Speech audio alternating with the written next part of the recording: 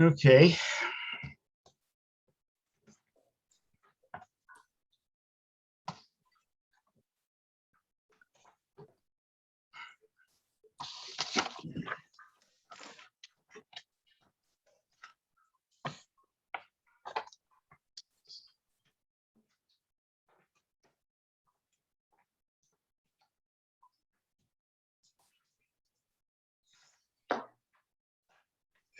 Can you hear me? Can. Yes. Okay, I think it all works then.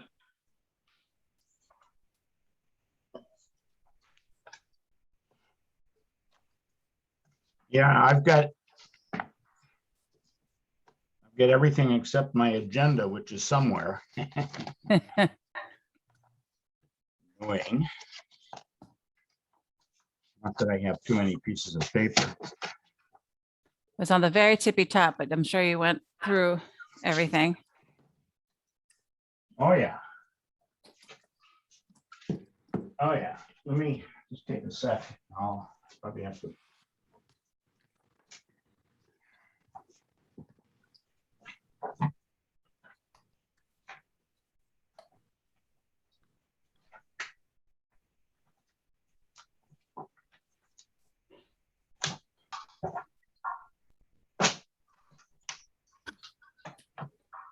Look at the minutes. I don't. I can walk you through, Woody. All right. Yeah, please do. All right, it's not a problem. I don't know what the heck. So you have a quorum and we're at 7:01. Do you want me to, Yeah, let's start the meeting with the Zoning Board of Appeals. It's November 2nd, 2021. Sitting as the Board of Appeals are Woody Chidick as chair, Dave McMorris as vice chair. And I'll just take it around from Matt Watkins, Lee Darst. Oh, sorry, Charlie Higginson, our third regular member, and Mike Dickey. all right, could we just get a roll call vote for everybody present? Woody Chidick, aye, are here, present. Dick McMorris here. Matt Charlie, you're Watkins, muted. Mike Dickey, aye. Lee Darst, aye. All right, and we got Charlie. Charlie's not, I see him. And then your next item of business is the next meeting dates are December 7th, 2021 and January 4th, 2022. At our next meeting, I will have a schedule for the following year. Okay, looks good for me. How about other people? Fine with me. Same here. Yep. Dave, conflict? Do we expect to be doing these by Zoom for the foreseeable future? I believe they're going to be holding what they want to do is try to have meetings that can be hybrid. And so they're testing meetings at Wilcott Commons on the 9th with this software that will allow them to have people watching via Zoom. They won't be able to participate, but they could be there and be live with the correct amount of, a little bit more spacing at the big room at Wilcott. So we're going to give that a shot on the 9th for a meeting that you'll all be invited to. It's actually a discussion about the zoning bylaws and the rewrite and what we want to do. That's the big community forum that they're starting with just to get the word out, and they're doing a chairs meeting before that. So if that goes well, then I foresee us being able to go back. Maybe they would just say January 1 or something after we practice a few times. So the dates look good for everybody. So the first hearing is a continuing hearing of 237 Hull Street. I will promote. Okay, Yep, I'll promote Chris Ford as the landowner, and he is working with Greg Morris of Morris Engineering, and I'm promoting him as well. okay. So who's going to be speaking? Greg, are you going to be speaking? Yes, I'll be speaking. Right, I've given you the ability to share. Excellent. Thank you. So I'm ready to go if the board is ready. Right. Excellent. Thank you. For the record, my name is Gregory Morris, registered engineer with Morris Engineering, representing the property owner, Chris Ford. This is a continued public hearing for the property of 237 Hull Street. It was a request for a special permit in accordance with section 8.7B of the bylaw. The property is located in the DB district. It has an existing mixed-use building on it, the building being constructed approximately in 1910. The lot itself is a little over 5,000 square feet in size, 5,042 square feet. There are several non-conformities that exist at the property, including the lot area, the front yard setback, the side yard setback, the rear yard setback, and the lot coverage. I'm going to put a copy of the plan that we had prepared up on the screen for your review.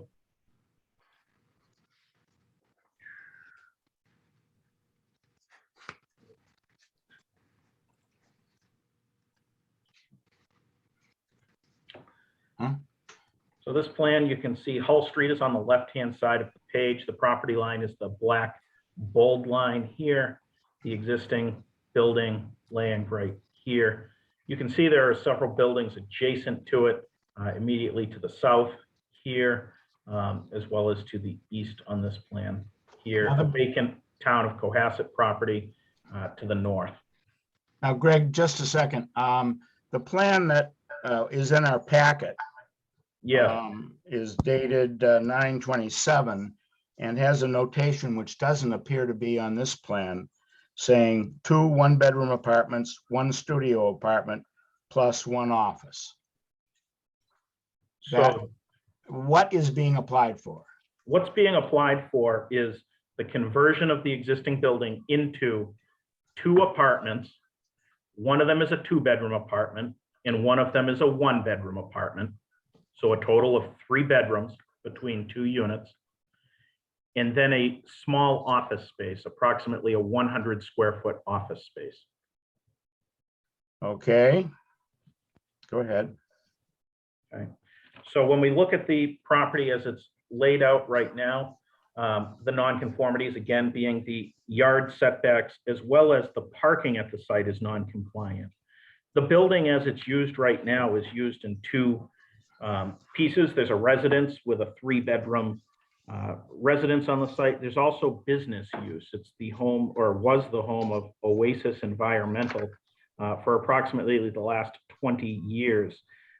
When you look at the parking demands for the house that was there requiring 2 units, plus the existing office space, which is over 1,000 square feet of the interior of the building, it would have required a total of 10 parking spaces on this site.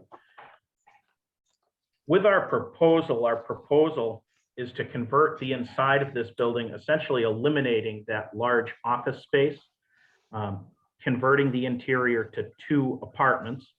One would be, again, a 2-bedroom, one would be a 1-bedroom, and then reducing the office space down to 100 square feet.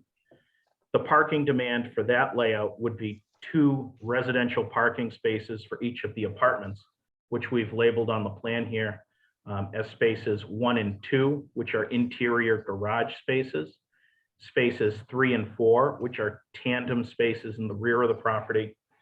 And then the 5th space would be the space available for the office unit. There is additional on-street parking at this location on Hull Street. The parking spaces that we've depicted on this plan are the parking spaces that exist out at the site today that are used by the current owner and the former owner and tenant of the property. Also submitted with this being a continued hearing, we submitted a set of construction drawings put together documenting the floor plans. And I know that there was a question at the last public hearing with respect to the side yard setback and the change in the building facade. The designer that we have working on the project put this plan together, and highlighted in green is the 2nd floor change that puts us before the board. It represents approximately 156 square feet of additional building facade that would face the side. I would note that that's an area that you're already looking at the existing roof of the building. So it does not change the skyline in any way looking at this side of the building. It purely is building facade approximately being 156 square feet, it represents an 18% increase on the siding material. But again, no change in the skyline or profile view of the building with respect to the side. Talk to me about space number 5, which is non-conforming. Yes, the space number 5 is a space that's been used, and it's a paved space out at the site today. I have a picture here of the building that I'll put up on the screen. You can see that picture of the building. Not yet, but Sorry, hold on a moment.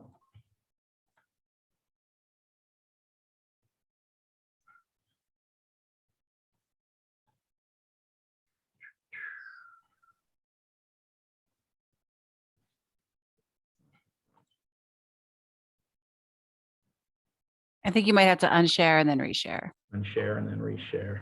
Yeah, hold on one sec. Share building photo. You see the photo of the building at this point? Yeah, we can. Yes. So you can see this here is the paved parking space existing between the roadway. This white line represents the edge of the traveled way. You'll notice as well in this photograph over here on the right, there's a car parked in that white area as well. There is parking allowed on the street up to this utility pole location. From the utility pole to the intersection of Jerusalem Road, which is just off the left side of the screen, there is no parking. This would be in front of, obviously, the driveway to this property. But there is street parking as well as this space that exists here. right, you can't claim street parking, of course. Understood. The parking that is on site, again, it's 4 dedicated spaces for the 2 apartments, and then that 5th additional spaces for the small office use. What is the date of this photograph? This photograph was taken from the assessor's website. I believe it was within the last 5 years. I can look up a date. I wonder if it has any grandfathered or pre-existing non-conforming rights whatsoever. It may just be an illegal parking space. It certainly abuts the lot line, which, so it doesn't comply in that regard. Yes. Yeah. There's the, we put our property line plan back up on the screen here.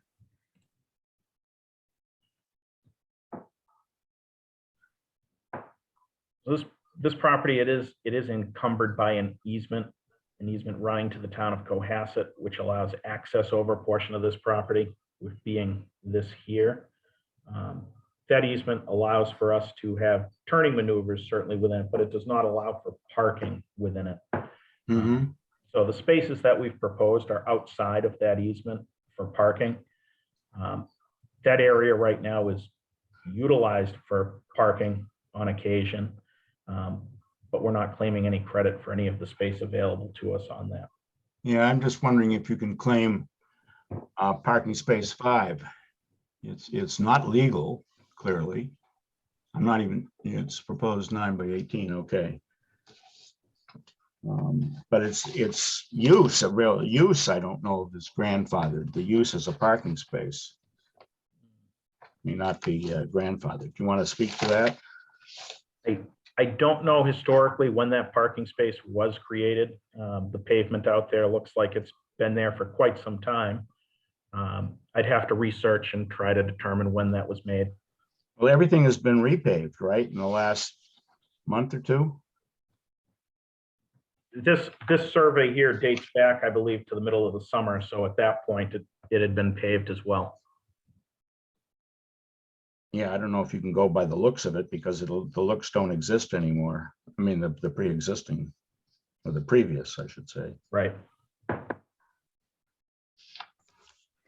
I'd have to look into that when that space was created to determine that answer for you. I don't have that with me tonight.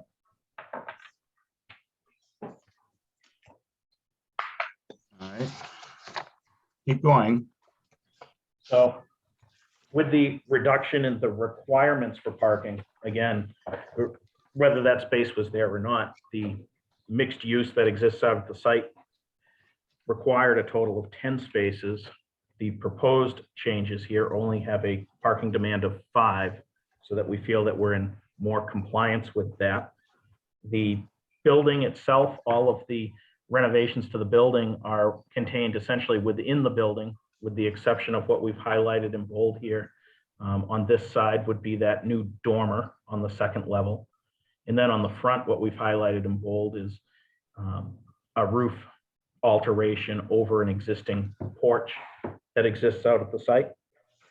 And so for those reasons, where we're maintaining an existing mixed-use building, going to another mixed-use building with a reduction in parking demand, we were hopeful that the board could issue a special permit in accordance with the section that we would not be any more detrimental than the existing non-conforming. Well, you might be if you've got a parking space that basically intrudes in the road. It's also an undersized parking space. 9 by 18 doesn't meet the requirements of our bylaws, right? Our bylaws require 176 square feet. 9 by 18 is 162 square feet, so it's undersized.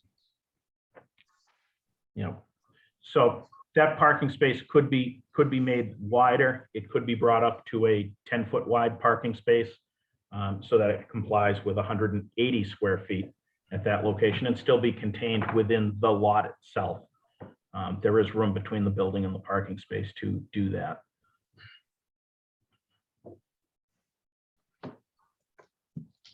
All right. I got another question, but I don't want to dominate too much here. How can we, your application indicates that coverage was at, I guess, 80%, which is clearly non-conforming. Coverage is limited to 25% in this, with this usage. And how do we know that the coverage did not expand, lot coverage with the new paving job and the creation of lots 3 and 4, at least formal creation? I don't know what was there before. So I'd have to look at the date of this survey, which I believe, again, was mid-summer versus the pavement that's out there today. Certainly as of the date of this survey, or this plan being published, which was September 27th, the work would have been done about a month prior out in the field to locate the edges of the pavement. Yeah, I think the operative date is probably 3 or 4 years ago, and has the lot coverage been expanded over the course of the summer or whenever constructions first began, which was back months ago, before this survey. Okay, I'd have to look at that. I don't have a answer on when that was expanded. Okay. Well, or if it had been expanded, may not have been. But a Google map or something would indicate, I think, to a degree, whether the lot coverage has been expanded here. Yes. It's already using, you know, I wouldn't argue the 80% coverage as it exists today, part of it. I just don't know what it was like prior to. Sure. Sure. I can try to get an answer on that. Okay. How about the board?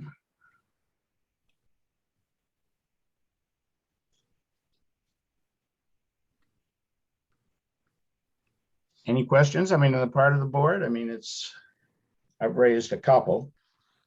Coverage, undersized lot, that's certainly violates the the parking setback of 5 feet.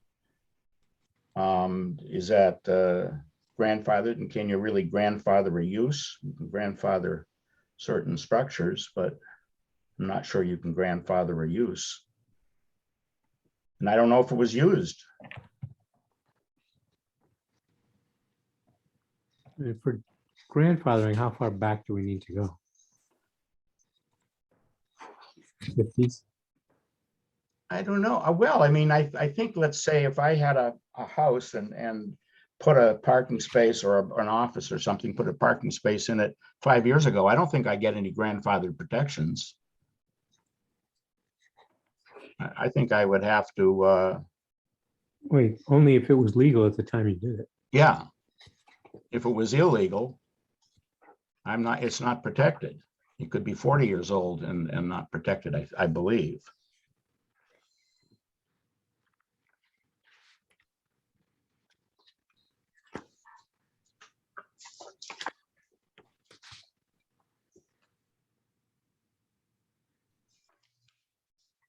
I did have a unrelated question.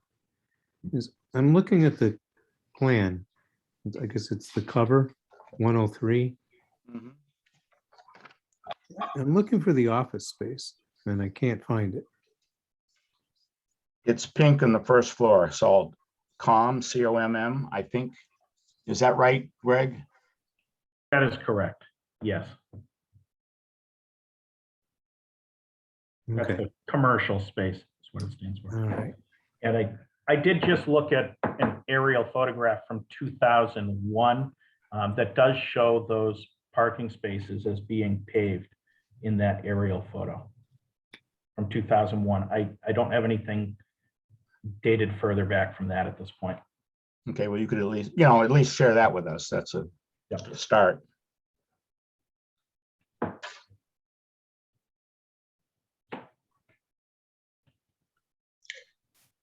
And I was looking, we don't have any sort of like minimum requirements as to the use percentages, right? In other words, You mean if you've got a mixed use? Yeah, I can as see little that. as 5% or as much as 95? I don't believe we do. because if I'm looking at that diagram correctly, right, the laundry space is also being counted as to get you to that 100 square feet. Well, I think the 100 is for every 100. If you're less, I don't know. I would think you'd still have to provide parking. Yeah, it's for each 100 or part thereof. Correct. So the laundry doesn't really much matter unless it puts you 50 feet over. Now you need 2 parking spaces. I hadn't thought of that. The laundry is attached to the residential units. So that would be counted in the parking spaces for the apartments, which Okay, regardless of size, each one requires 2 parking spaces. Mhm. The commercial space is 1 space per 100 square feet of floor area. So 91 square feet, I rounded up with parking, Yeah. 100 square feet for 1 space on that. I think that's correct. It's just that the color code, laundry is the same color as commercial, and so it could confuse people. I'm not doubting what you said. I just, the color coding was, a little confused. Well, close, understood.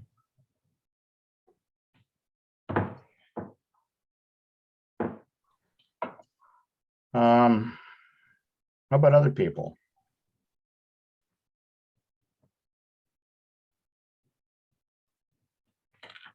I don't have any new issues. My issue was the parking at the last hearing. Yeah. I think it's putting an awful lot into a very small space, a very small lot and a building that, sort of, maximizes, to say the least, the available lot. And then you've got a mixed use that's adding at least one parking space. If you had 2 apartments, I don't want to design it, but you'd be back to 4 spaces required, but you're asking for a lot, and you can't look to off-street parking. That doesn't apply.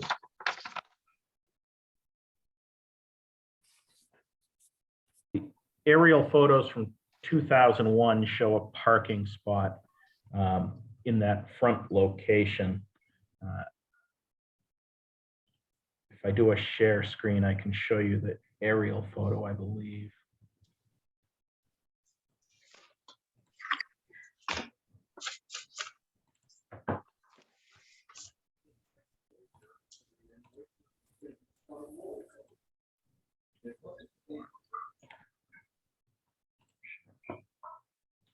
It's a little blurry, but it appears that there's a parking space there, and you can see additional street parking again in front of the site as well.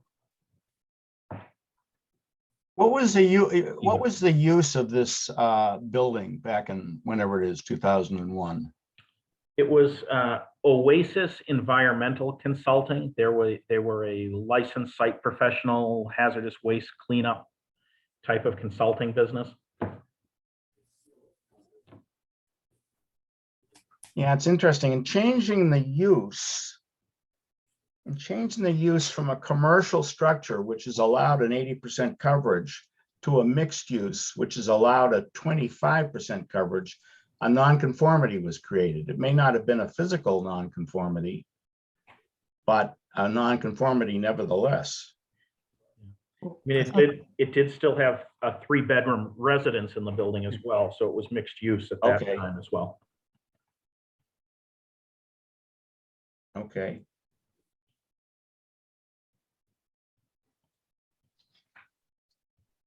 Well, I've got my concerns about it, but I haven't heard from much of anybody except Lee. Lee chimed in and Dave asked a question, but are there any other issues that the board has swirling around that we should, get out on the table? I guess we've been looking at this as a mixed use project. And I think we've been talking about it like it has to be a mixed use project.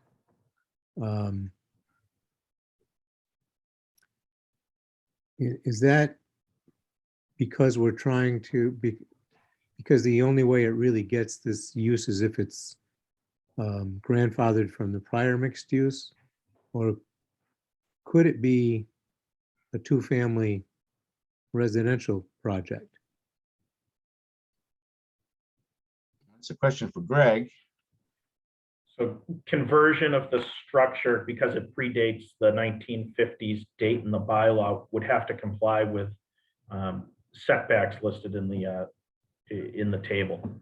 And I don't believe that the building specifically doesn't comply with lot area that would prohibit it as well being converted to a 2-family.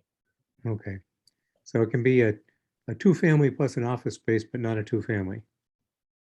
Correct. It's kind of an anomaly in the bylaw, but I can see It that. is. It's unfortunate. Jen? And that same thing happened, if you recall, with 808 Jerusalem Road when Chris McKenna came, and we couldn't let that be residential either. Mhm.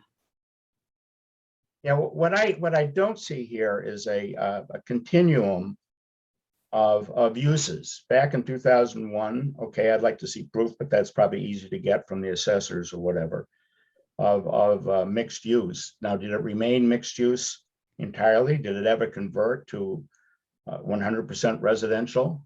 I don't know. I'd like to have that evidence in hand, because it might, I'm not accusing anybody, but it might be very convenient to sort of pick a point in time that either conforms or buttresses the proposed use here. But anytime, if this had converted from a mixed use to a residence, it can't go back without complying anew. You can't claim any grandfathered rights when you change the uses like that. I don't believe.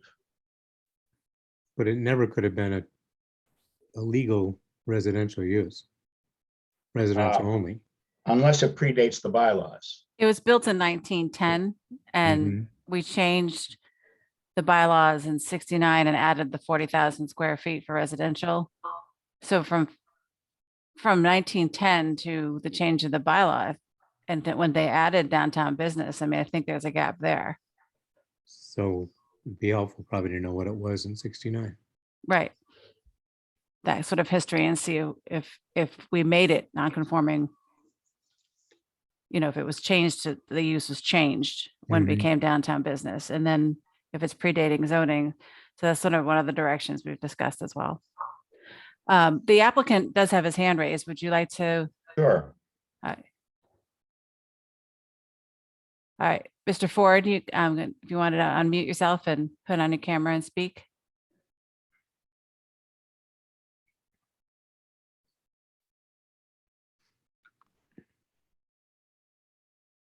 I don't know if you can hear me. There he is.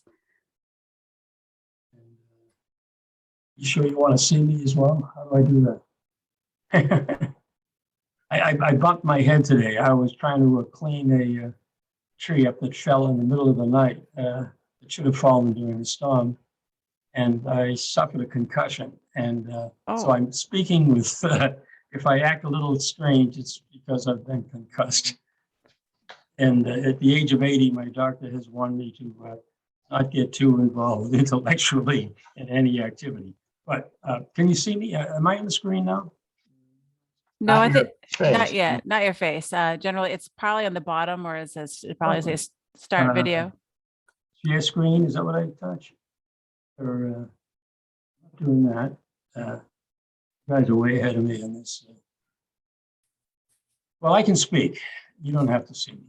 And I want to react. I think there's I've met twice since the last meeting with both Jen and John Helen discussing all of the outstanding issues, with this project. And at one point, we were thinking of going to 3 units. But it became clear that we couldn't meet the parking requirements of 3 units. There's going to be 2 1-bedrooms and a studio. So we reverted back to the concept of a 1-bedroom apartment and a 2-bedroom. But it's clear requirements for an apartment of any size, be it 1, 2, or 3 bedrooms, is 1 1/2 parking spaces, not 2.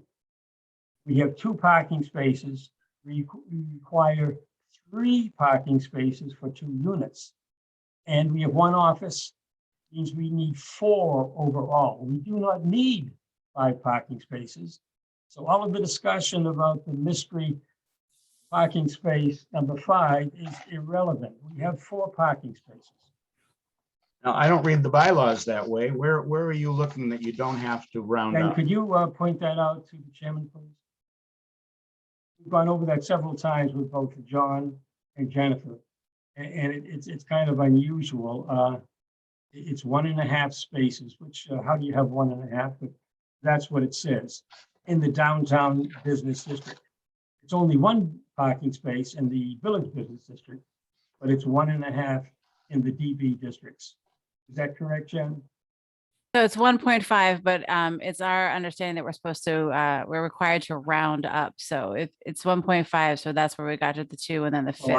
I was told it was on the total. So you take the total of the apartments, 2 apartments. Oh, no, you were, Yeah, I'm sure they correct. didn't tell you that. If you go to 7.2B, the number of required parking spaces or loading spaces, if they result in a fraction space, a fraction over 1/2 shall require 1 parking space. So you've got 2 apartments, each with 1.5 with fractions, and you round up according to that bylaw. Woody, I'm not sure.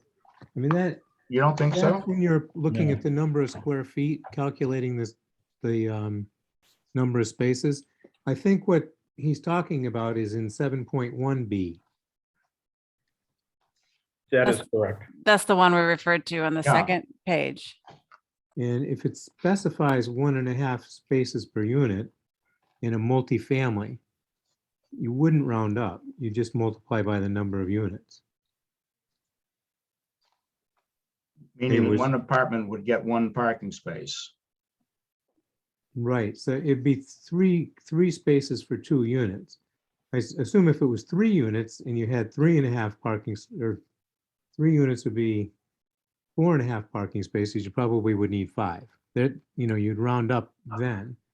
But I think if it says 1 1/2 spaces per unit and you've got 2 units, that's 3 spaces. That's a whole number. So there's no need to round. Okay, I had interpreted B differently. I don't know. I mean, not sure I want to resolve that right here, but it's a useful point. I mean, I don't know if, I We agree. I had think this discussion we have with the building traditionally inspector rounded up. at some length, and that was his interpretation. Building inspector said you need a total of 3 parking spaces for 2 units. 1.5 times 2 is 3 parking spaces, and that's what he told me.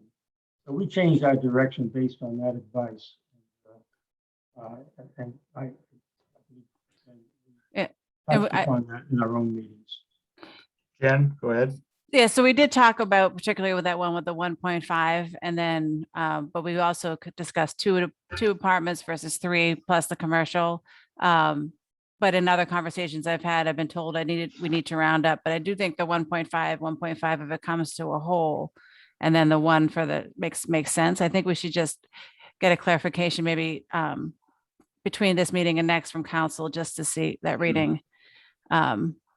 Because I think it would make sense, particularly for rental units, that you wouldn't require as many spaces, but it's hard to interpret. It would be, I mean, why, it doesn't seem to make any sense at all to say 1.5 spaces if you're going to round it up to 2. You would just say 2.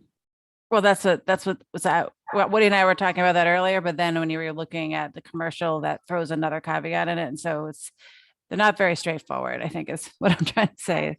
Oh, I see. So it's not purely a dwelling. Right. It's mixed use, I see. See, and so then you have to add, so then that's where it gets a little foggy. Interesting. Yeah, well, I suggest we not try to resolve it here, but it's certainly an interesting point. And Chris may be right that he only needs 4, not 5 spaces. I'm not sure that, J is mixed uses, and it says the number shall be calculated separately for each use. So I don't know if that means you calculate 1 for the office space and then go back to B for the dwellings piece of it, or you go to 7.2 for the dwelling piece of it. Right. That's the thing. It's not real helpful. Oh, come That's on, how Dave. You we could have were- rewritten this and cleared it right up. We were advised, we took the effort to meet twice on the subject, and no one ever corrected me at that time. And that's why we reduced our whole project by 1 unit, which was, it's an economic impact for us to just have 2 units versus 3. And I'm surprised I'm not getting any credit for off-street parking. It's so voluminous in that area. Well, it's not allowed. Parking. The bylaw doesn't permit it, so. Is You that don't right? get credit for something that's prohibited. All right, I'm sorry. But that's why we backed all the way down. We were not looking for any off-street parking because we knew it was somewhat questionable. I'm just saying I'm surprised it doesn't help because that's where so many people do park along that, and it's cleared and it's available. Yeah. And just for clarification, Mr. Ford, just for the record, that the village business is very clear about the off-street and public parking, whereas the downtown business is silent. So we can't get credit. In addition, if you recall, the first application and the one still before the board is only for 2 units. You discussed possibly going to 3, which is when we did. So what's before the board is the 2 and has been the 2 all along. So just to be clear, I don't want anything that we didn't consider your options, but the 2 is what's here this evening and has been before the board. Okay, well, I think what I've heard is that we need clarification on the rounding up of the residential units.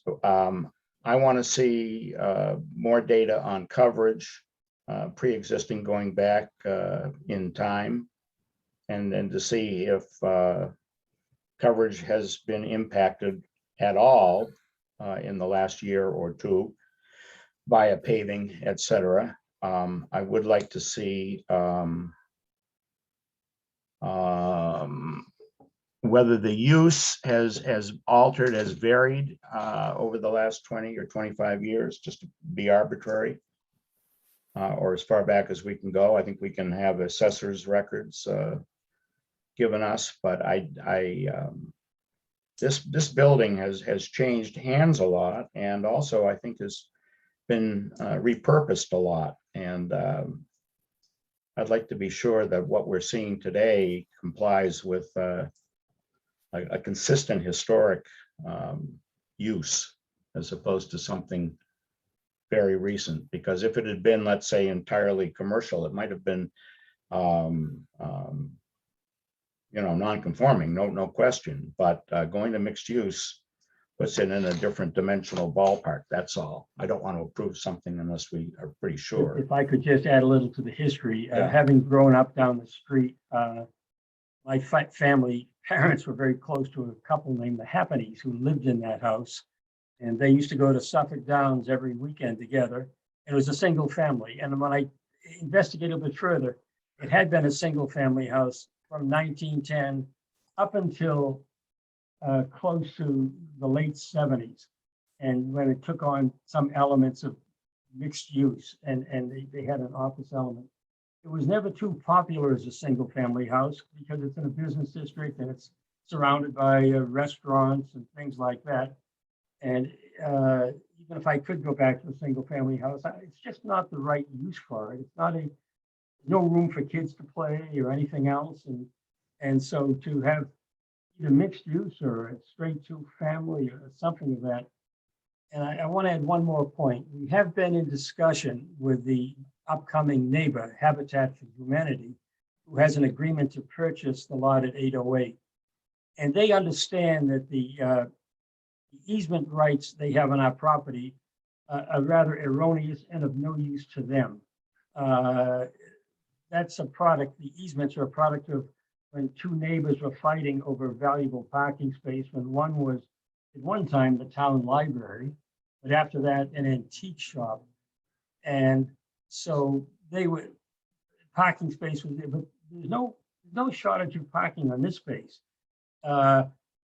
They are willing to remove the easement on my piece of the property. By the way, there's been no paving by us. The paving you see is when I purchased the property, but we have not added, there's been no resurfacing or anything else.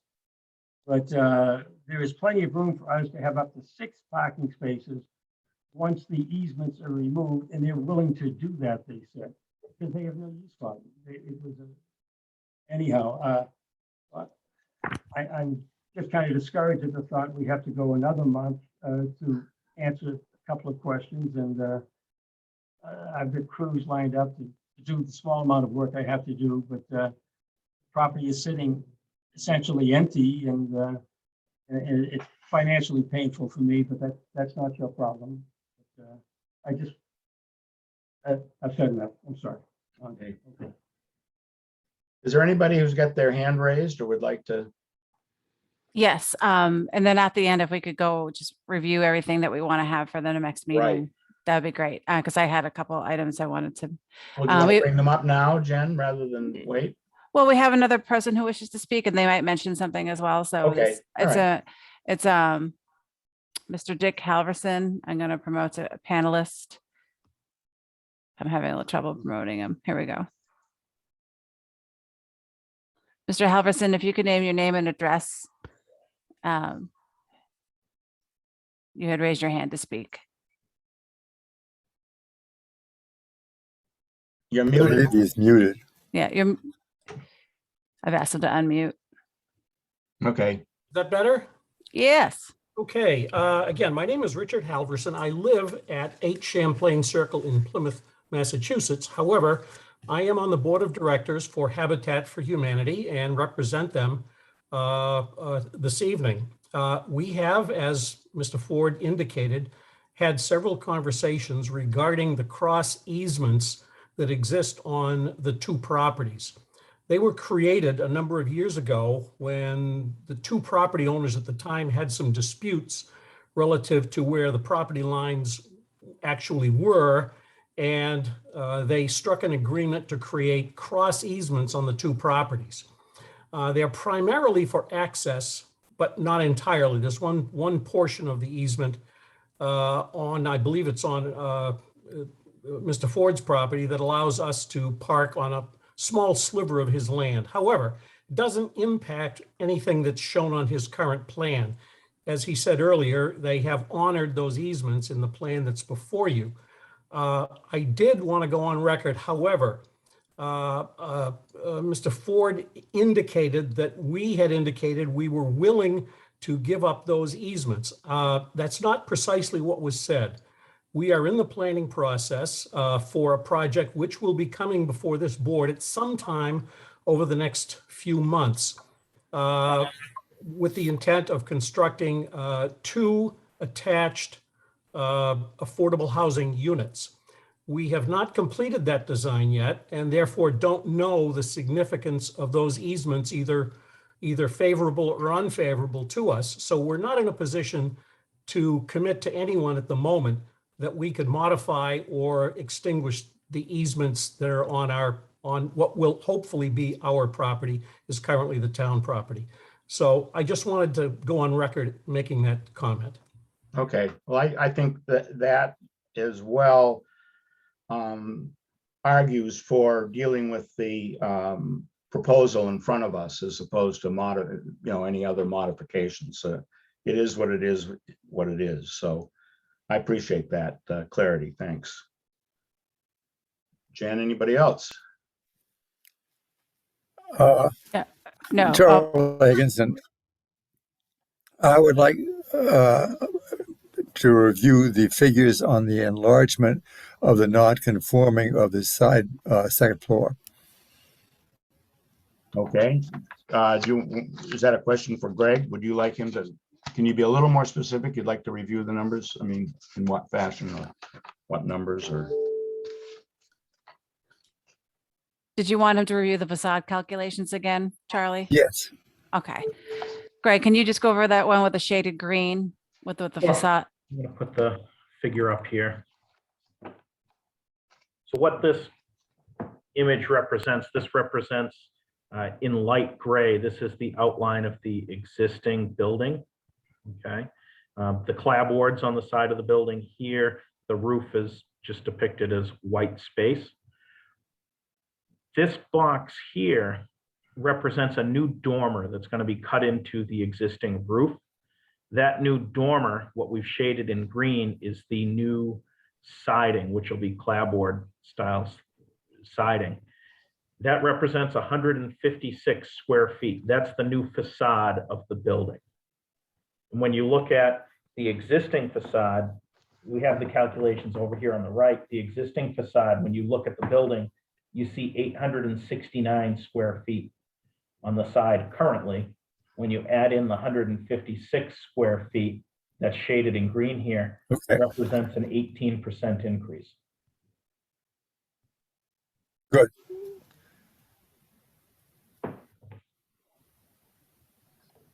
Good with that? That's what I wanted to see. Thank you. Thank you. Okay, anything else from the board?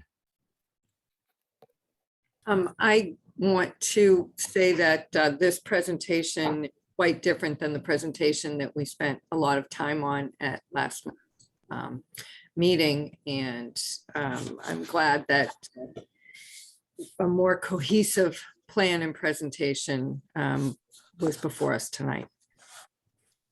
Okay, good. Jen, what questions? You were going to, points you were going to. Yeah, so we're going to, so I think we just want to make sure that we're really clear. So generally, Mr. Ford knows, so that he knows that meetings would have been continued this month anyways, to possibly assign a draft decision. However, there's a few items that are missing. So I don't know that the will of the board, but that said, I think it's important to go over the list of what Greg and Mr. Ford should resubmit. And that was, we should definitely look at the parking, and if with the permission of the board, I'll work with town council to see if the 1.5 where it becomes a whole would calculate. And then I think that was that, and the history of the paving and the coverage. But I also think it's really important to look back at the initial use and when it changed, like Mr. Ford's already done, and write a memo and see when it switched. And it could have been when it was made downtown business, or even after, and which coverage or square footage for the size lot is applicable. And the only last thing I'll just put in from the master plan implementation committee is that the town, we need to determine if this is more detrimental, and Greg should possibly opine on that in a memo. What is more detrimental under this relief that they are seeking, and also the benefit to the community for different types of housing. So I think that is something that should be addressed as well. Okay, and I've got one other thing to add, and that is that on lot 5 in particular, they admit that it's 162 square feet versus our 176. Testimony was they could enlarge that and make it conforming. I would like to just see the dimensions of the other 2 exterior parking spaces, which are labeled, what is it now, 3 and 4, just to confirm that at least those conform. Okay, so we can just add that the dimensional notations there. Yes. Okay, so Greg, you got that list, and I'll put it in my notes as well. I do. Thank you. Okay, good. All right. Thank you. So we just need a motion to continue the hearing to December 7th. All right. So move, make a motion to continue this hearing until December 7th. I'll second the motion. Moved and seconded. All in favor, Woody Chidick, aye. Mike Dickey, aye. Matt Watkins, aye. Lee Darst, aye. Charlie Higginson. All right. So let's go to item number 2. Jen. All right. All right. Thank you. So this is for 25 Border Street. I will promote Carolyn Wynn and Steve Bjorklund. Let me just find Steve. I know he was here. And then I will demote anyone who shouldn't still be here.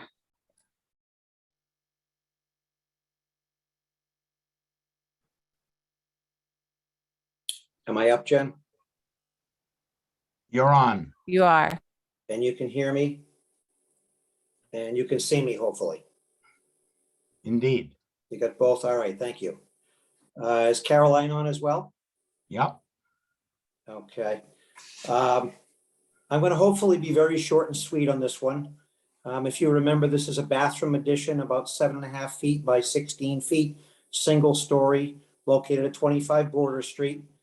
And we did a full presentation at the last meeting. And I have to admit, I was thrown with a question regarding the volume of the existing dwelling within the setback. And since that point in time, Caroline has been kind enough to present to the board a couple of new drawings with cubic footage increases on what was existing and what is proposed, as well as the percentage of increase. And what I had her do, not only the side setback, which is the most important one, because that's the one that we are actually increasing, but you can see on that plan that the whole front of the house, also the average setback in the neighborhood was 19 feet. So we also did the volume of that. Not that it's really that relevant, but we just wanted to show how much of this house was actually contained within existing setback areas. Obviously, the most important being the side setback area. And again, the additional volume that we're adding on cubic footage is the 1488, which you can see on the right-hand side of existing and proposed. So that was the question that the board had asked. I think we covered everything else. You'll be happy to know we need no additional parking. There's no additional tenants. I'm hoping that Mrs. Wynn will be able to use her bathroom in the spring. And if Caroline would like to speak, or if you have any questions, I'm prepared to try and answer them if anything else happens to come up, but I'm hoping that we've done what the board had asked. Carolyn, anything you'd like to add or not? Are we good? I think Steve covered it. We're grateful for your time this evening and hopeful Okay. that presented everything required. All right, and the board. Charlie, you certainly dug into this deeply. Do you have any questions or for clarity or other issues? But Charlie shaking his head no, so he has no. A man of few words. Anybody else? Mike, Lee, Matt, Dave? I don't have anything, Woody. Okay. This is just there's no change in the plans. This is simply an additional calculation or metric, if you will. Correct. Jen? So we do have someone in the audience, it's probably Mr. Dennehy under Pam Dennehy's account that for the audience, if you're ready for that, but in the board's packet, they did receive that memo from Mr. Bjorklund and Carolyn, as well as a letter from Mr. Dennehy with the conditions that they had mentioned at the last meeting, which, that might want to be incorporated in the decision, as well as another letter of support from a neighbor who had to miss the last hearing. So those are 3 new items that would go in. And if the board would like, I can promote Mr. Dennehy. Okay, and Mr. Dennehy, do you have anything new to add as opposed to simply reiterate what Jen has said? I mean, or Pam or whomever. Go ahead. You're muted, Mr. Dennehy. You're muted.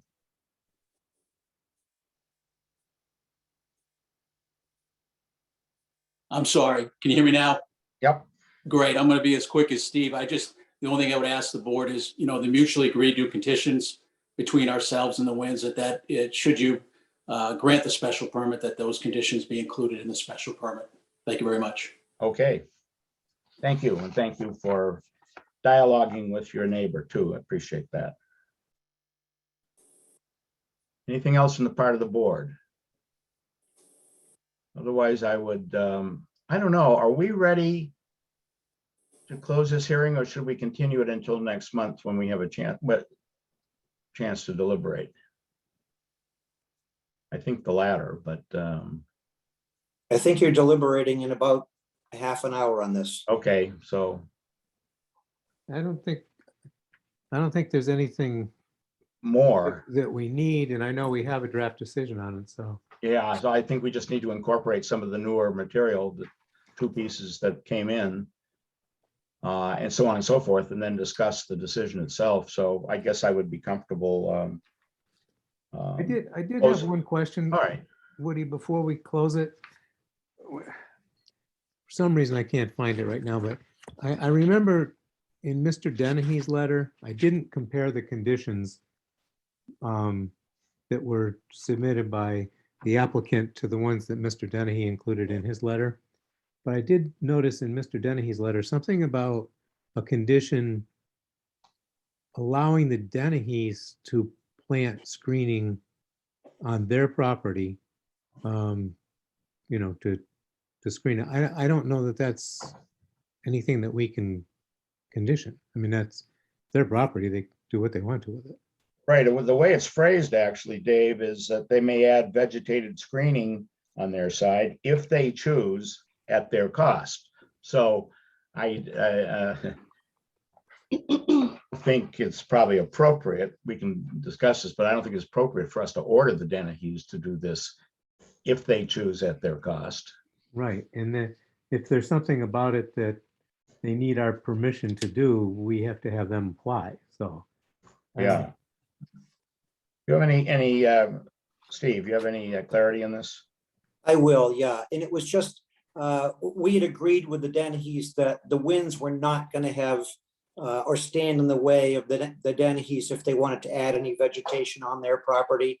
We went through this because we looked at whether we could add any vegetation on the Wind side, and we really can't because it's too dark and the property's lower on that side. Mm-hmm. So in conversations with Mr. Dennehy, he had asked whether, the Winds would have an issue if he wanted to add anything. We said, absolutely not.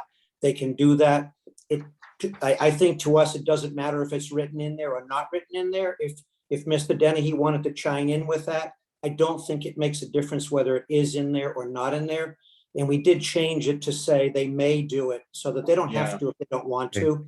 This was more if when it's constructed, if the Dennehy's thought that there was an issue, they'd like to add vegetation. So we said, that's fine. We have no problem with that. Well, it's not before us, and I'm not sure what the zoning section would be anyway, if they wanted to add vegetation on their property.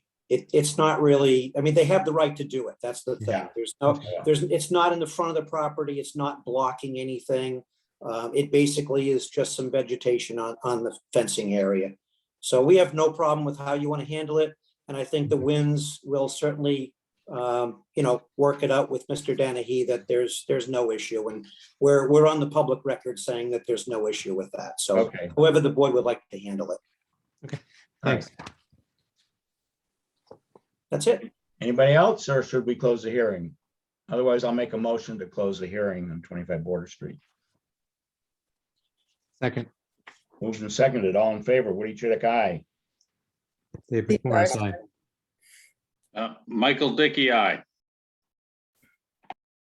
And Charlie, on this one, I mean, Woody, on this one, I mean, I did get caught up on the notes and everything, but I wasn't in the first hearing and we have a quorum, so Okay, I probably don't really need to fair enough, jump in on it.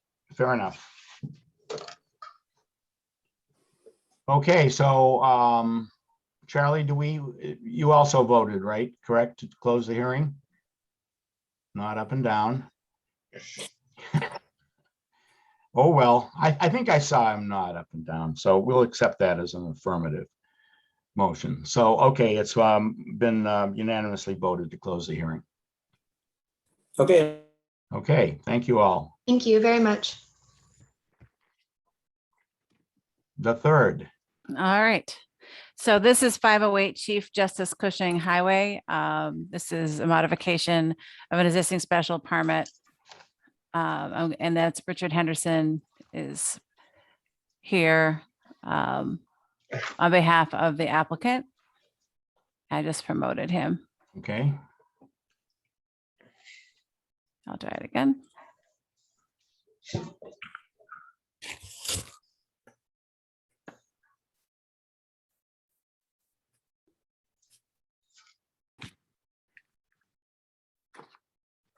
I'm having a little trouble with the promotions. Let's see.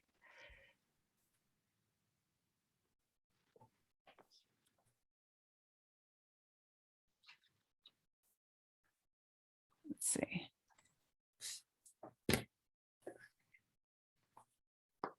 Okay. Working now. Rich, you've been promoted. he's muted. Yep. Rich, you're muted.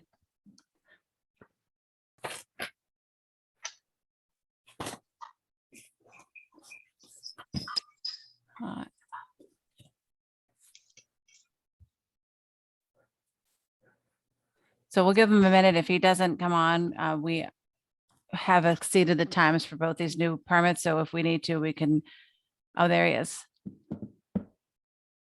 Rich?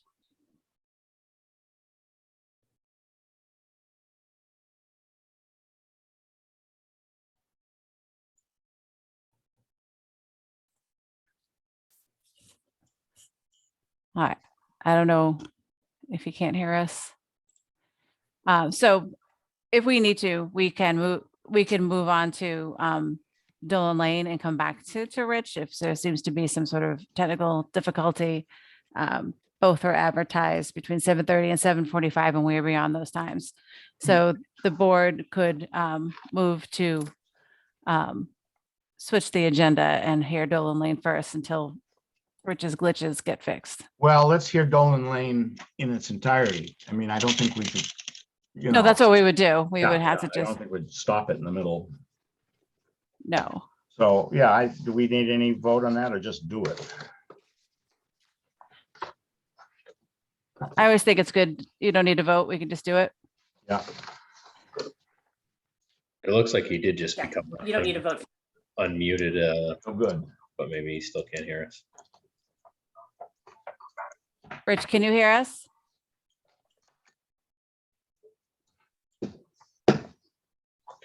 Okay. How would you like to proceed, Woody? I'd like to proceed with Dolan Lane and Okay. stand by. We'll, Okay, so I'm going to promote Clark Brewer. And I'm going to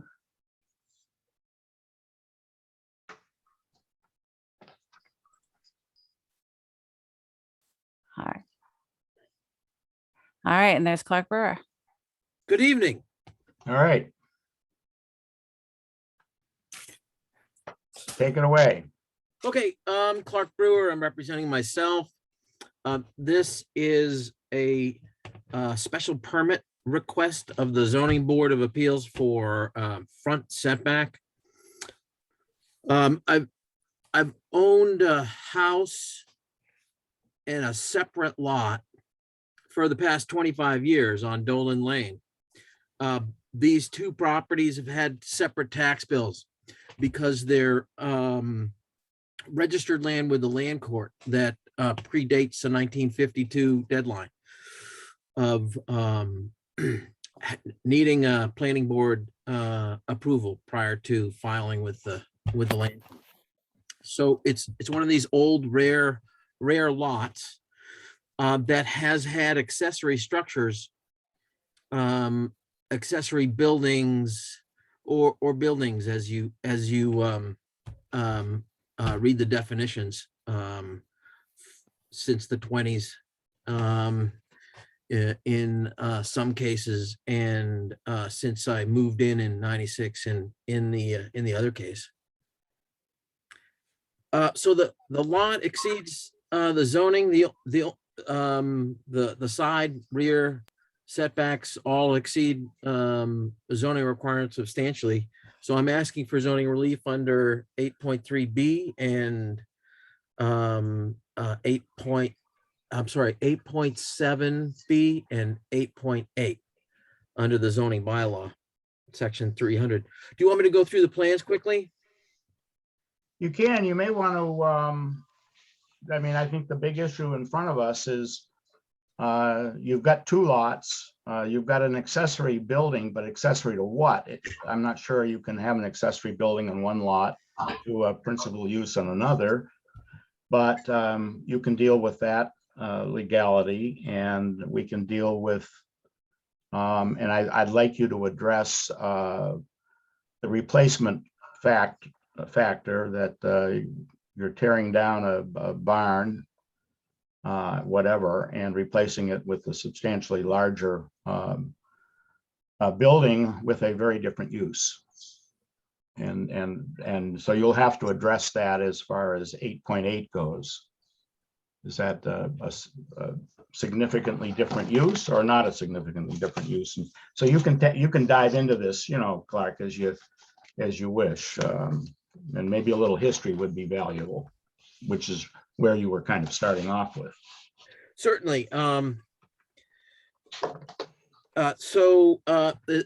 a number of accessory, just getting into the use, these are accessory use structures.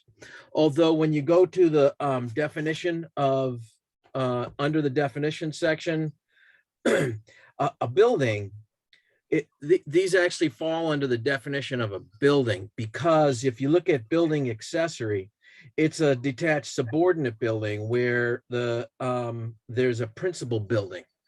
So all the buildings that are on this site would be accessory buildings. In addition, there's some areas that I'm calling structures, which were foundations of So, wait, slow down. Yep. I thought you said the opposite, that the lot in question, lot C, does not have any accessory buildings. It only has buildings. Is that what you were saying or not? Because it doesn't have a principal right. Single family residential use, which is conforming to zoning, by the way. A single family is an allowed use for this zoning residential district B. And under 8.8, you're allowed to change a use. So you want to read what it says? Go ahead. I'm happy to read the zoning bylaw.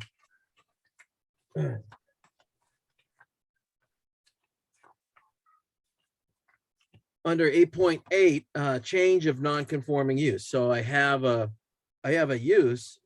You know, perhaps it is conforming as buildings that exist on a lot, but But I thought since I was changing my use from an accessory type of structure to a single family, that I should ask for relief under 8.8.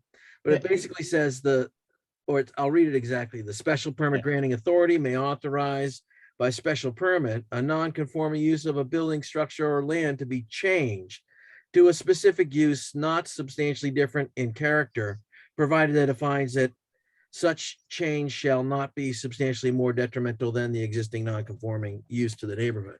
So what is the structure that that exists today? You have two different I have structures. two structures. One is a garage and the other is a boat storage structure. Okay, and you're saying now which is the change in specific use not substantially different in character? Both? Well, now that you point it out, I guess a single family use would be different than an accessory type of structure or a storage type of structure. But really what I'm looking for is the front setback relief, because it's a single family proposed structure, which is an allowed use. So if we took away the 8.8 request, I'm asking for front setback relief under 8.7B. Okay, so Clark, I think 8.8 kind of, my understanding of it is you're changing from a non-conforming use to another non-conforming use. It would be As long as it's conforming. not very different non-conforming use.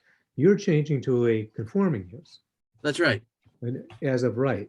So That's right. You're looking for relief solely on the front setback issue. That's right. Okay, and what is it that you're tearing down to build the structure? The boathouse or the garage? Both. Both. Okay. And in your proposed, you have 15/25. What does that mean? Well, the standard front setback from a property line is 30 feet. And that's but in this case, we have a way that's 20 feet wide. So it's since it's less than 40 feet wide under the zoning bylaw 305.2 section F, you go from the center and then there's a 50-foot setback from the front setback from the center. Okay. And what's the setback of your proposed building? The proposed setback from the center line would be 25 feet. Okay. And what's the 15 feet measured to? Well, the front of the barn? If you go from the property line to the front corner of the new residence, that's 15 feet. If you go to the center line of the way, that front setback would be 25 feet. Right, which would be non-conforming. So why is this non-conforming? Why is the front setback non-conforming? Yeah. Because I need relief, and I have an existing structure that's one foot from the property line. So I'm making this proposed structure less non-conforming. Except for the fact that it's much larger and a very different use. So it's not similar at all to what's there. You could rebuild the barn if you wanted to, in its present location. If you wanted to double or triple or quadruple it, I think you'd have to make a different kind of an argument.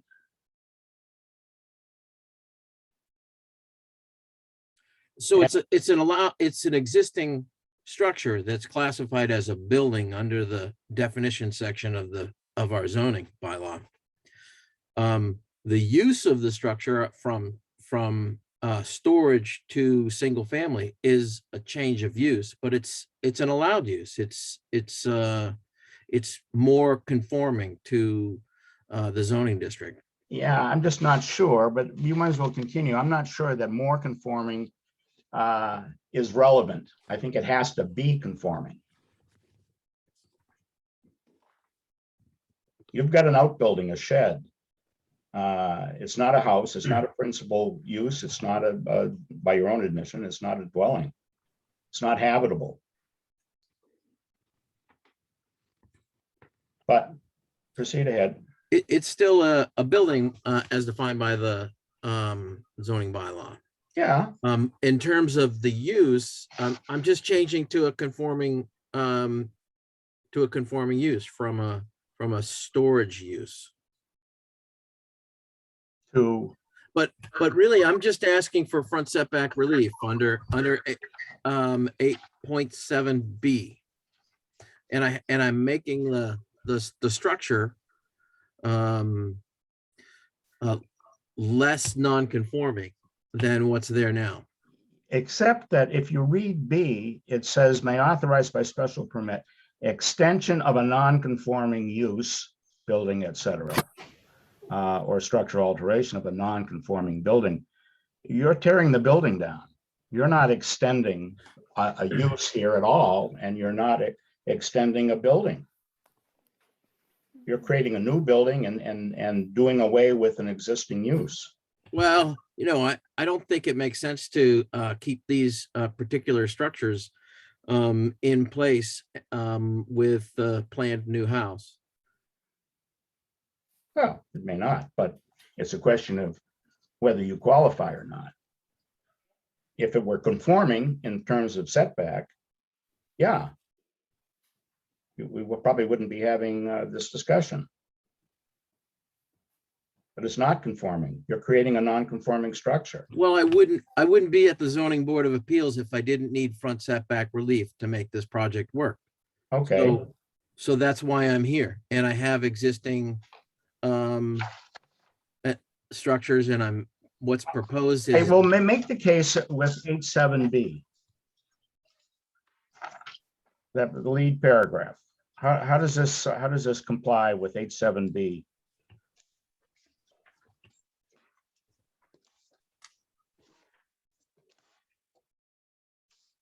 You agree it's not a non-conforming, it's not, we're not extending a non-conforming use. Use of a building, structure, or land, or structural alteration or enlargement Right. of a non-conforming building. Neither of those seems to So- be taking place. But I'm proposing a conforming. No, you aren't. You're proposing a non-conforming front setback structure. I'm proposing a conforming use, and I'm asking Yeah. for front setback relief, which is less non-conforming. But that isn't the way the bylaw reads. Doesn't say less. Well, I understand the reasons the zoning board sees special permits is to vote on reasonable relief for with existing structures and that don't conform to the current zoning. But there will be no existing structure left. It'll be raised. It'll be changed dimensionally, its site location and its use. Well, I don't think it makes sense for me to redesign the project and maintain parts of those existing structures so that I can get this front setback relief for the conforming use. But Clark, why it can't is you set possible. it back? Why can't you set it back at a conforming distance? Well, I've got a conservation setback on the backside of the property. If I didn't have that, then I would certainly be able to push it back because the lot exceeds the zoning by almost 30%, and there's a lot of area there. It's just that the backside is jurisdictional to conservation. Oh, you're in their 50-foot buffer area? That's right.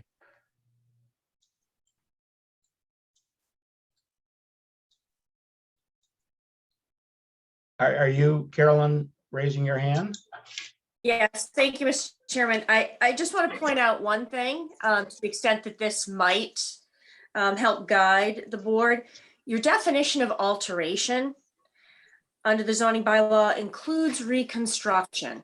Right? So when we are looking at 8.7B, Mhm. and I think the portion of 8.7B that is more applicable here is the structural alteration of a non-conforming building. Alteration can include, by definition, any construction, reconstruction, or other action resulting in a change in the structural parts or height, number, story, size, use, or location of a building or other structure. So I offer that just in case, I hear what you're saying about structural alteration, and when you're saying, Mr. Chairman, about raising the Okay, existing I follow you. structure, So it isn't. reconstruction.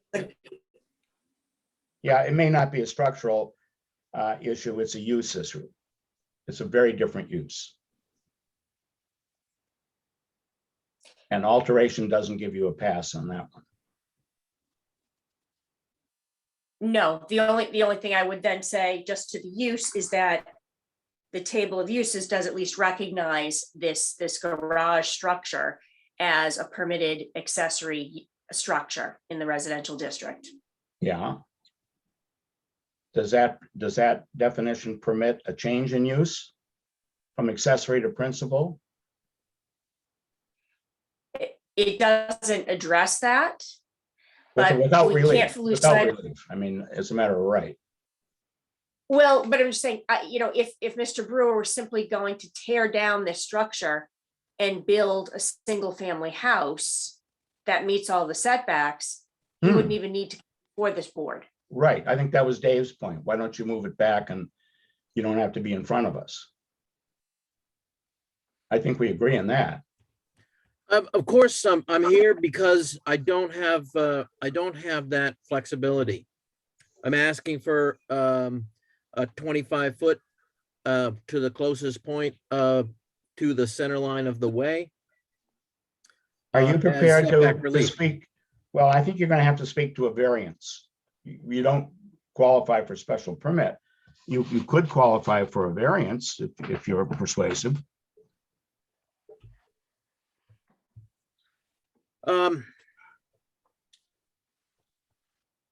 I'd rather get the board's opinion under the special permit for the front setback relief requested.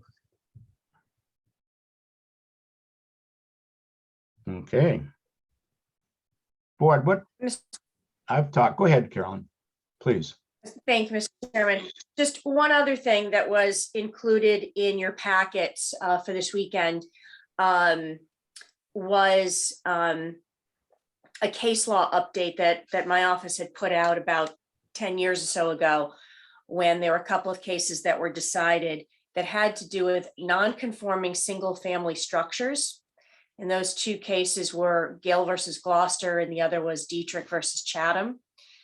Those both involved pre-existing non-conforming single-family houses that were proposed to be demolished, and then larger structures were proposed to be put in their place. And the question that came up was whether or not those larger single-family structures could be built with just a special permit from the Zoning Board of Appeals, or whether a variance was required. And in both cases, the court held that when you look at the non-conforming nature of the existing structures, and then you compare to the non-conforming nature of the proposed structures, if there is no new non-conformity, the court held that those houses could be reconstructed with just a special permit finding from the Zoning Board of Appeals. But if a new non-conformity was created, then a variance would be required. Now, what's a little bit different here is both of those cases make reference to the residential structures, but there's no doubt in those cases that the structures were single-family uses. Here we have an accessory use, which I don't think anyone disputes. It would be an accessory to a residential use, but we don't have the primary residential use.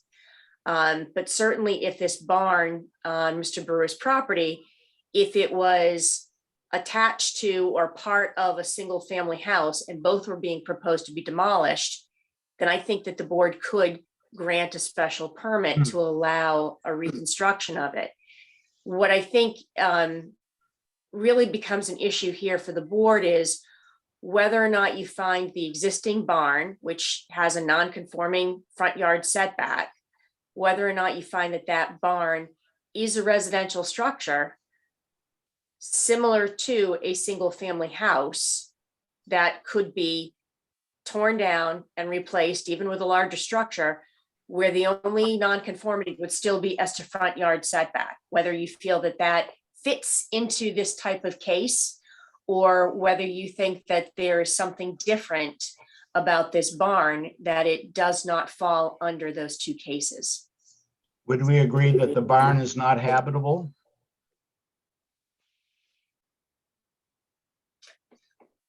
Are you asking me, Mr. Chair? or No, it's a asking the question for the board? board. I mean, I assume everybody's done a site visit or two. What do you- Yeah, I'm, Neither of the structures are habitable except by mice and squirrels. I don't think there's any question about that. I think I'm looking at. Go ahead. Did I hear Carolyn correctly, though, to say that the definition of alteration is so broad that it actually would permit a demolition of a barn and a rebuilding of a single-family home? Yes, sir. The definition of alteration includes reconstruction. Yeah. And isn't it the case that the single-family home is a permitted use? Yes. So it's an alteration that results in a permitted use, right? Correct. So the only thing really is a structural or dimensional nonconformity being this front yard setback, which, as Mr. Brewer is arguing, the barn already has a non-conforming front yard setback. He'd be replacing that structure with a single family house that would still have a non-conforming front yard setback. But then don't we just get back into the Gale and Dredrick analysis? Is it, you can have a increase in existing nonconformity without need of a variance. You just have to make a finding that it's not materially more detrimental, right? Correct. Now, Clark, you proposed, I thought, not using the barn as your starting point, but using the boat storage, whatever we want to call it, structure, as your starting point for a setback, front setback. Is that off the table, or are you still proposing that? Well, both structures are in the setback, and the boat structure is about 1 foot from the property line. That's why since I'm planning to raise that, I'm saying that the single family front setback of 15 feet would be less non-conforming. Then what? What's the setback measurement to the barn that exists? 36 feet, is it not?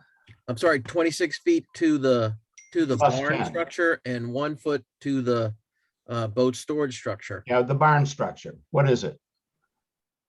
26 feet to the property line. Yeah, but what is it to the midpoint of the road? It's another 10 feet. Another 10 feet, yeah, It was 36 feet. that's right. So anything less than 36-foot setback is increasing a nonconformity. Well, they're I don't both see these accessory as structures. alterations or replacements. They're both accessory structures, so by Okay. raising the boat storage structure, I'm saying, making the setback at 25 feet to the center line, less non-conforming. Look, storing a boat is a matter of right. You don't need a building permit or anything to store a boat in your yard. I could take a sailboat, put it in my front yard, a foot from the lot line, front lot line, have it shrink wrapped. Now, do I have the right to declare that a primary or even an accessory building, and so that I can move the boat, or I can build some other structure that's 2 feet farther back and it's okay? Well, yes, you can store boats, and shrink wrap probably doesn't count as a structure, but this one is made out of steel and wood, and does provide ample work area for this 60-plus-year-old boat. You would agree that there are a lot of structures that don't require permits, and a lot of structures that could be right up to a lot line, right? A flagpole, a fence, they're structures. They don't qualify as a starting point to setbacks. A shed, Hmm? a shed. Shed. Mike, you have your hand raised? You're muted. Unmute, it's Yeah. the little unmute button. That I hold it over my screen and a little hand pops up. Sorry, but I'm trying to think my way through this thicket. Okay.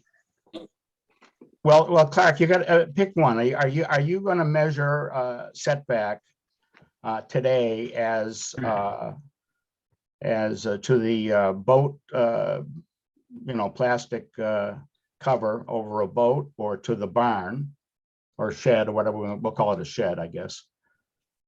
Which one? You can't, Yeah, I've got Pick one. two structures there. I would say using the boat storage structure, which is closer to the property line, makes my case for the 15-foot setback request. You would agree the boat tent's not habitable though, right?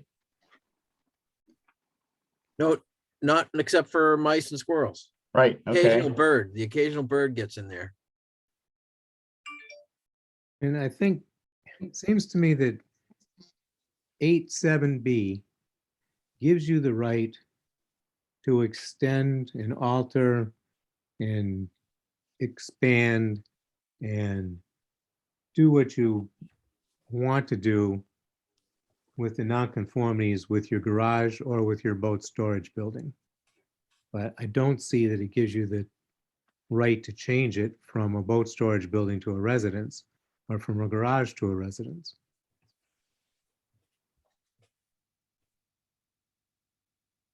Even though a residence is by right?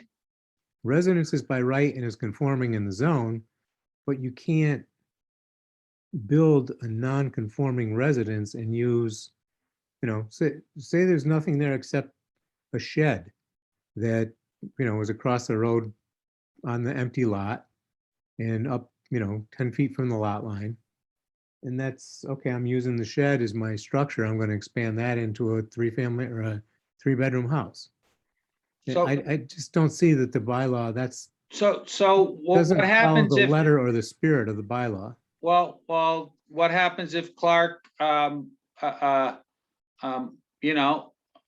puts a chemical toilet in and a cot and a hot plate in the shed, and,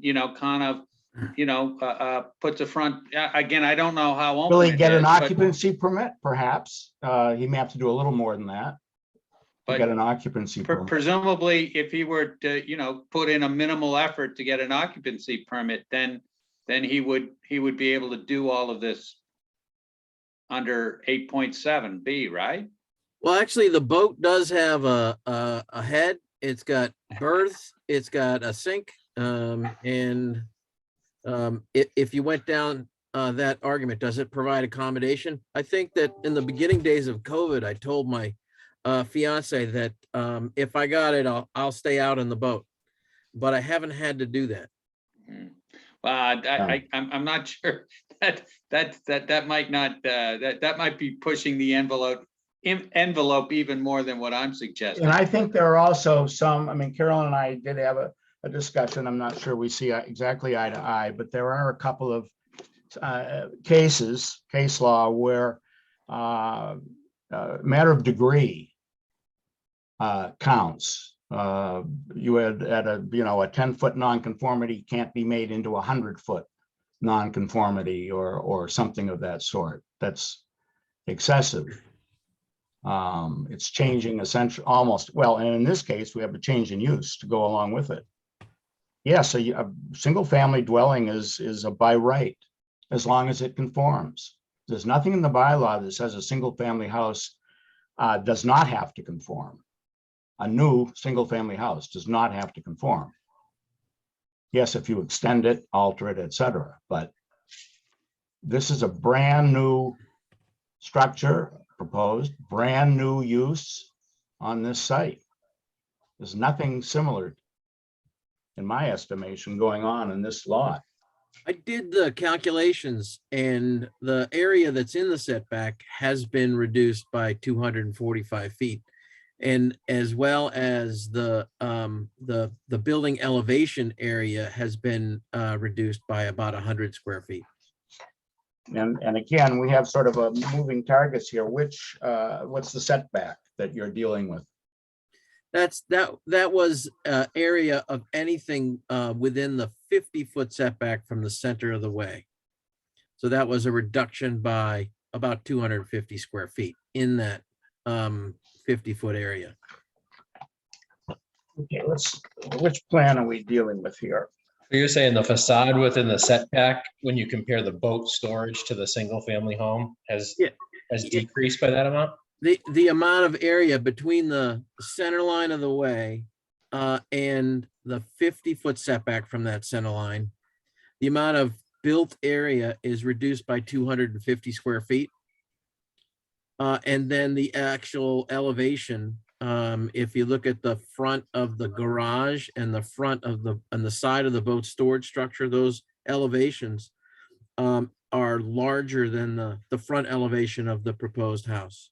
That's but I mean, are you counting the boathouse, what you're calling a boathouse? I might call it a glorified tarp, but be that as it may. No, I mean, the wind blows in through the side. I mean, it's a top covering, fine, but what is the 50%? What is this reduction? Is it a change only from the existing shed to the new house, or are you factoring in the tear down of this boat storage structure? Yeah, it includes both the areas of both structures. I don't see it that way at all.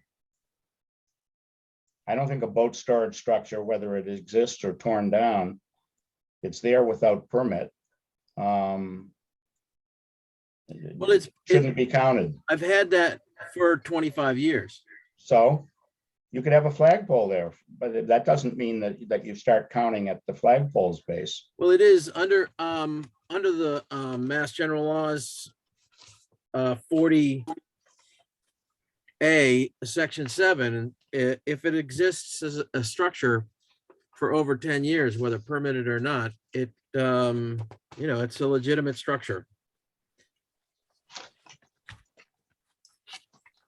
I mean, I can't be asked to tear it down or anything. It's an existing non-conforming structure. And Clark, I'm looking at your plot plan. Yes. And the residential buildings on either side are not delineated. They're too far away. If you go to the second sheet, you can see that in the aerial photography on the left-hand side. Okay. So one of the structures is 300 feet away and the other structure is 400 feet away, but you get a sense for the context. For 8 months out of the year, I can't see any of my neighbors and they can't see me. Yeah, and this well, would be true of this new house too. What I'm looking at is, are any of them closer to the road than 50 feet?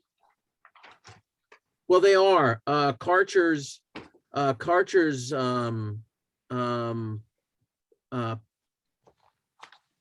porch stairs is about 18 feet from their property line. But Okay. their property line runs to the center of the way in that location. So they're, the side of the way is about 5 feet from their structure. As well as my front porch is a little over 11 feet to the property line. It's on the same side of the road. Dave, where are you going with this? Well, I'm wondering if note 3 applies. It doesn't. Well, is the Karcher house within 200 feet of yours, of this proposed house? It's 300 feet and change. Doesn't qualify. And my house is on the opposite side of the street. Right, doesn't qualify. Okay. For that note 3. I've decided I want to find out about note 3 early in the hearings now, rather. Yeah, I than- know. I did look into that, and it doesn't seem to match up with the standard, but it's the spirit of what existing front setbacks are. We have one case that's 300 plus feet away. That's Yeah, we 18 don't, feet to the property line. we can't consider the spirit. I understand.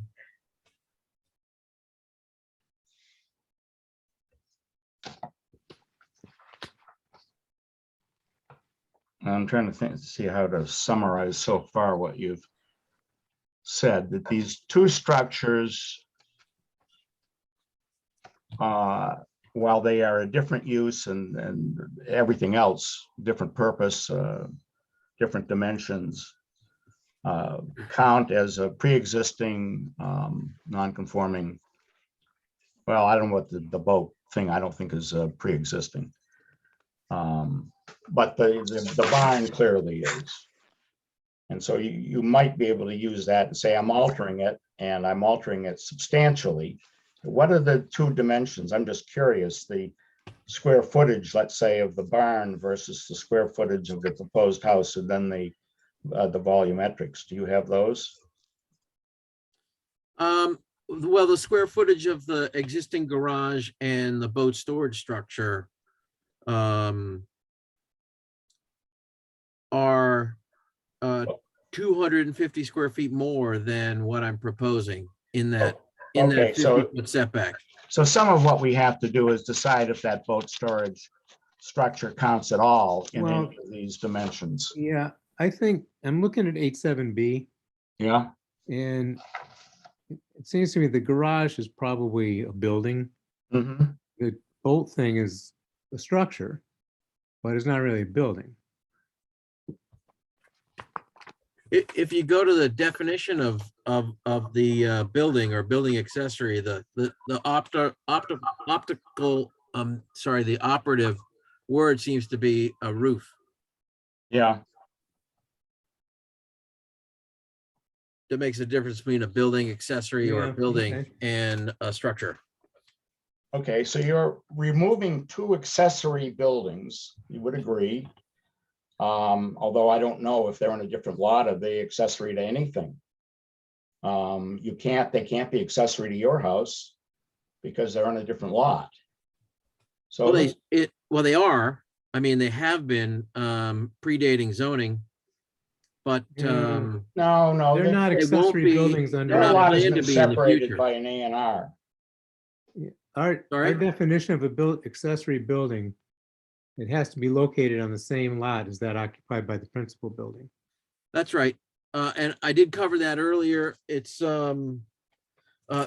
these structures would qualify as a building because they don't have a principal building associated with them. So they are a building, they're neither accessory nor principal.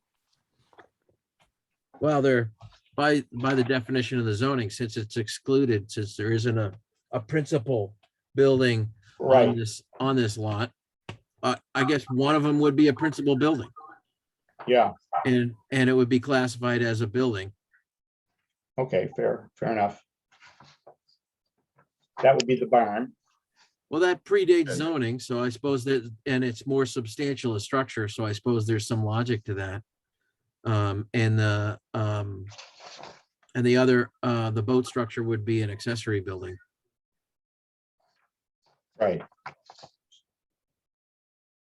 So I don't know how that helps you, because that gives you. I don't know either. That gives you the right to use the front line of the garage as your front line, but you need to get closer than that. I do. So I don't see how you can use well, we can debate it. I mean, I'm just trying to understand. Okay, yeah, I think I understand your argument that it's the shed barn that is it has a principal use on this lot. And a front setback of 36 feet. Right. And you could Where alter I'm- that. Where I'm looking for 25-foot front setback. So you would be going from 36-foot setback to 25, which is exacerbating a nonconformity, which would require a variance, in my estimation. Well, I mean, there's still an accessory building that's there, that exists. Yeah, but I don't believe you can use an accessory building as the starting point for a setback, because you can have all sorts of, you could have a little 2-foot by 2-foot accessory building, and you know, that doesn't, and then build a 8,000 square foot home. Well, I wouldn't do that. That's not what I'm planning here. It's a I don't care what you're 2,700 square planning. I foot mean, house, and I'm removing two accessory use. No, one of them's a accessory building and principal one use. accessory, one building. I think you just posited that the barn is a principal use on this lot. Right. So you're removing one principal use and one accessory use. At the least, you have to hit a 36, in my estimation, foot setback. At the least. And then claiming that whatever work you've done is an alteration. It's a serious alteration, but a legal alteration nevertheless. It's a change in structural parts or height, number of story, size, use, and location of a building. It's everything. So it's an alteration. And then I think it probably comes down to how I'm not ignoring, but setting aside that boat structure, which doesn't count in the metrics, then it's how much larger is this proposed house than the barn that's being quote altered, but basically being replaced. And I think there is a dimensional increase issue here. And I would certainly like to go back and revisit a couple of cases that deal with that, not the least of which is Bjorkland, where there was an order of magnitude increase. Mike, you had your hand up? Did you have your hand up or not? No, I You're did just not. waving. I was just, I think, work my hands through the, I just want, by the way, Carolyn, thank you for including this little 2-pager. I actually thought it was pretty interesting to me, because I'm really coming from a pretty low knowledge base. But just so I'm clear, that if you have a pre-existing nonconformity, you can exacerbate that pre-existing nonconformity as long as it meets the not substantially more detrimental test. But if it creates if there's a new nonconformity created, then you need the variance. That's what I'm reading from what you gave us. That's correct. For example, we all agree that the barn, the front yard setback is non-conforming now. Even making it more, or I should say less conforming, it's still not creating a new non-conformity. So if Mr. Brewer's proposing an encroachment into a side yard setback, that would be something new. That would require a variance. But these two cases held that if you've got the existing front setback, already non-conforming.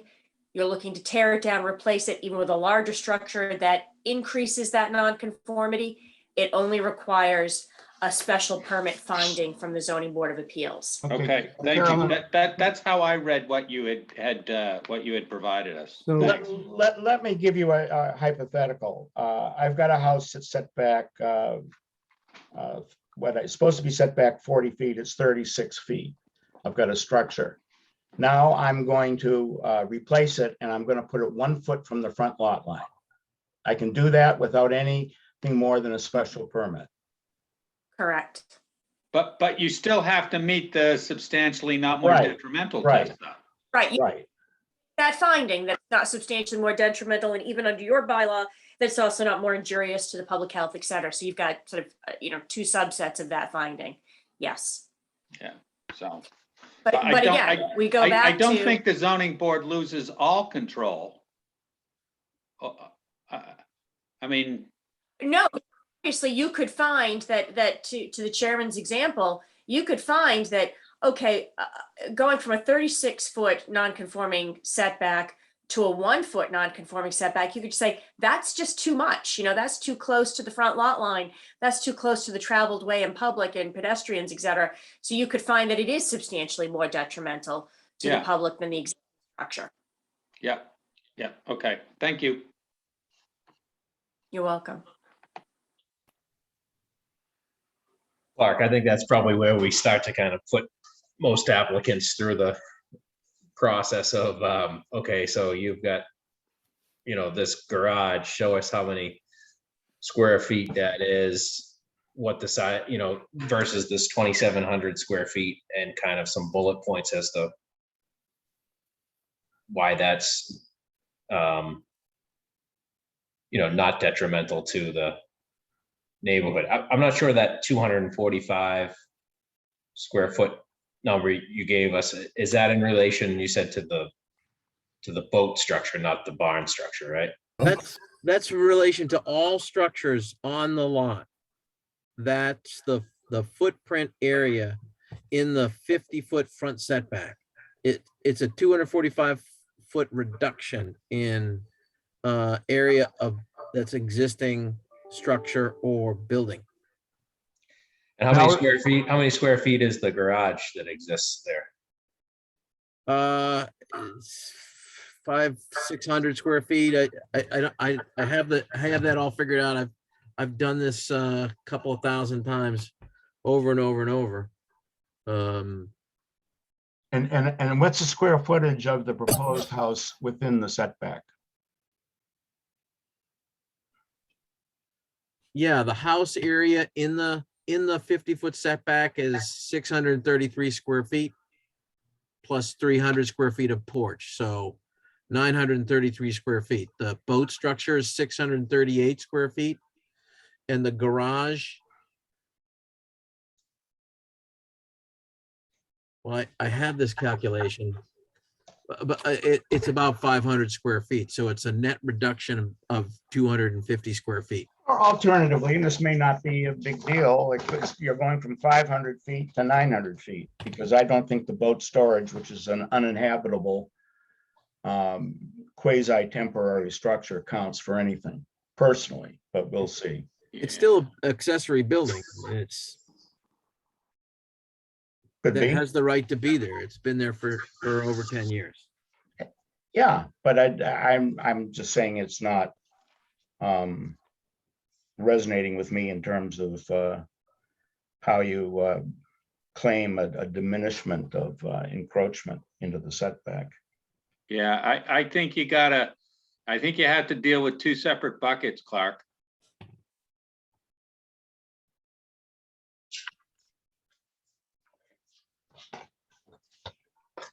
Yeah, I haven't studied the calculations probably enough. They're not in my head.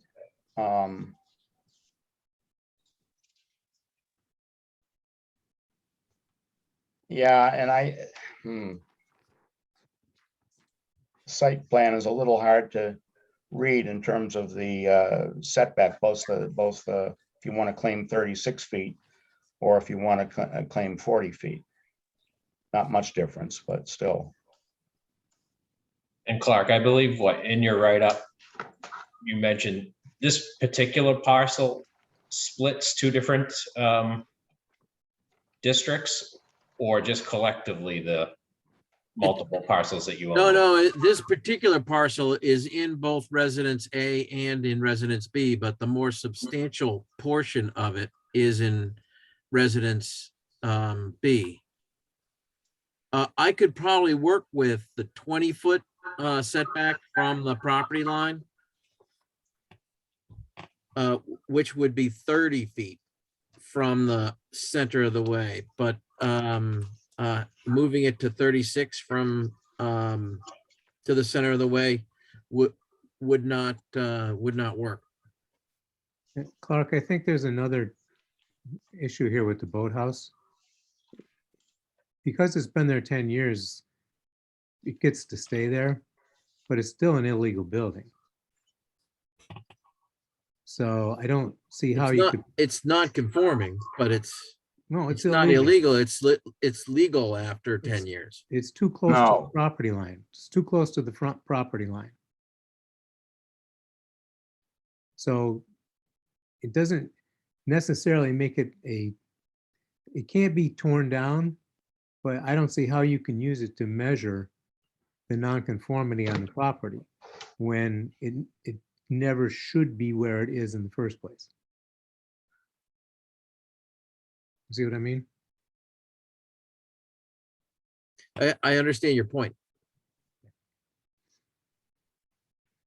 mean, I'm concerned about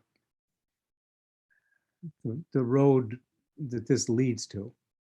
And one of the things it leads to is a shed that's within 5 feet of a property line, all of a sudden becoming the measuring point to build a house. The shed, I think it's set back more than 5 feet. Or 6 feet, depending on what zone it is and whether it's it's an accessory, it's a permitted accessory building, and you can go 6 feet to the sidelines. Oh, I say, yeah, if it's 100 feet back though, right? No? Am I wrong on that one? And the RB, a permitted yeah, it has to accessory be- building. It's 100 feet back. Well, it depends on which zone you're in, but Well, I don't think so. If less than 15 feet in height and 100 feet in setback, it's no closer to the sidelines or rear lines. It doesn't speak to it doesn't speak to front. And I don't have any issue with the sideline. I don't think it's within, but I also don't think it's 100-foot setback either from the front lot line, however you count it. no, I know. What I'm talking about is not this particular application, but if we're using any accessory building as the measuring point to build a house from, then, we're essentially creating a 6-foot setback from the sideline. Yeah. Yeah, and accessory buildings can be, just have to have a roof. It could be a tent. It could be an umbrella almost. Mm-hmm. Doesn't have to have four sides to it or anything. That would, I think, prompt people to put up quasi buildings and then use those to get around the dimensional requirements in our zoning bylaws, which would create havoc. The proposed structure is within 40 feet of the Residence A district. The house lot that I have is in Residence A completely. Yeah. And, or I guess I'd say substantially.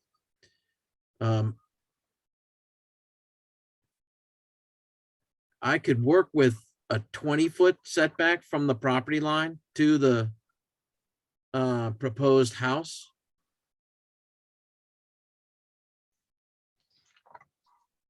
Well, we can discuss it. I'd need to see a few more. 20 feet is the front setback for Residence A. But you're not in Residence A.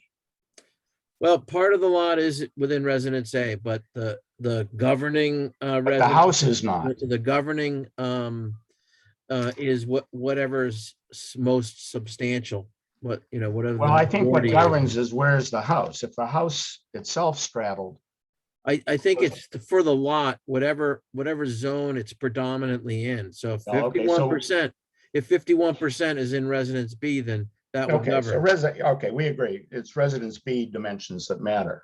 Understood.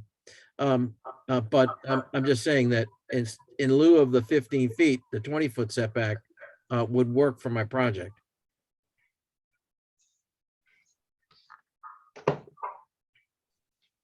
Well, I certainly want to think about this some more. I think we understand your arguments.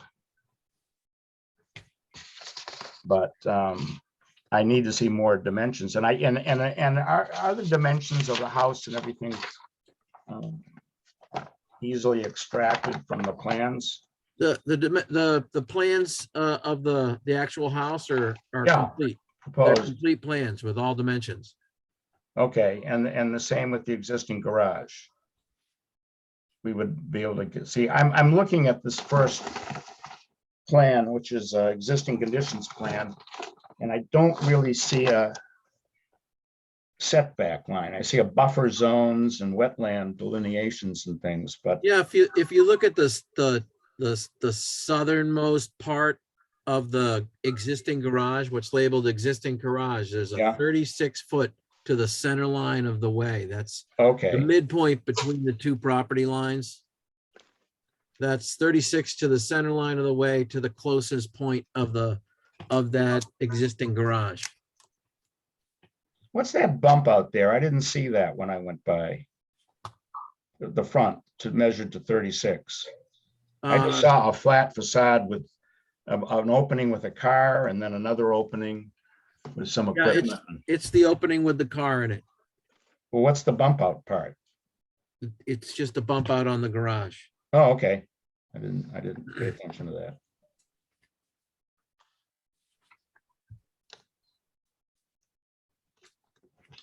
Well, I want to think about this some more. Okay, well, you guys have been at it for an hour with me, and I really appreciate your efforts. Is there something specific that I can do for a subsequent hearing if you want to continue? Well, A, I'd like to continue, but B, what about the latter part? What other information would anybody on the board? What would you Want be to see. interested in seeing?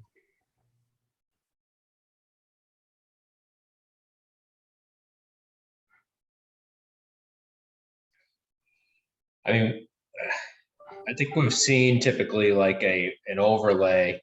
I don't think that's in your packet, right? Like an overlay of the, in this case, it would be the garage with the new house, specific to the area within the front setback. I know you mentioned. Like a diagram? Well, I have that shown on the next two plans. I've dotted in red what's existing and in dark hatch for what's proposed for footprint. But what I can do is I could do a diagram which gets rid of all the ground clutter so that that's more clear. Yeah, I think that would be helpful because, yeah, you Happy to. outlined it here, but we don't have the numbers. I'm happy to do that and then rerun the numbers.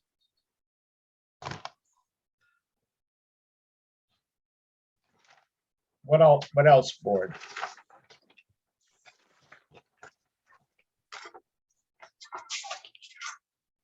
Anything else? Or are we just going to cogitate and do some calculations on our own? I was just looking back at your memo, because I guess we've had you, to some degree, you've stopped short of articulating, unless it is in your memo. If it is, we can pull it from there, but we usually just ask for a statement too as to why this would be not substantially more detrimental to the neighborhood as a whole. I was just flipping back through your memo. I'm not sure if that's in there. If it isn't, I would say you would want to include that. There are some photos of those existing structures, And Yeah. I'll admit they aren't pretty. I might get the prize for the worst garage in the town of Cohasset.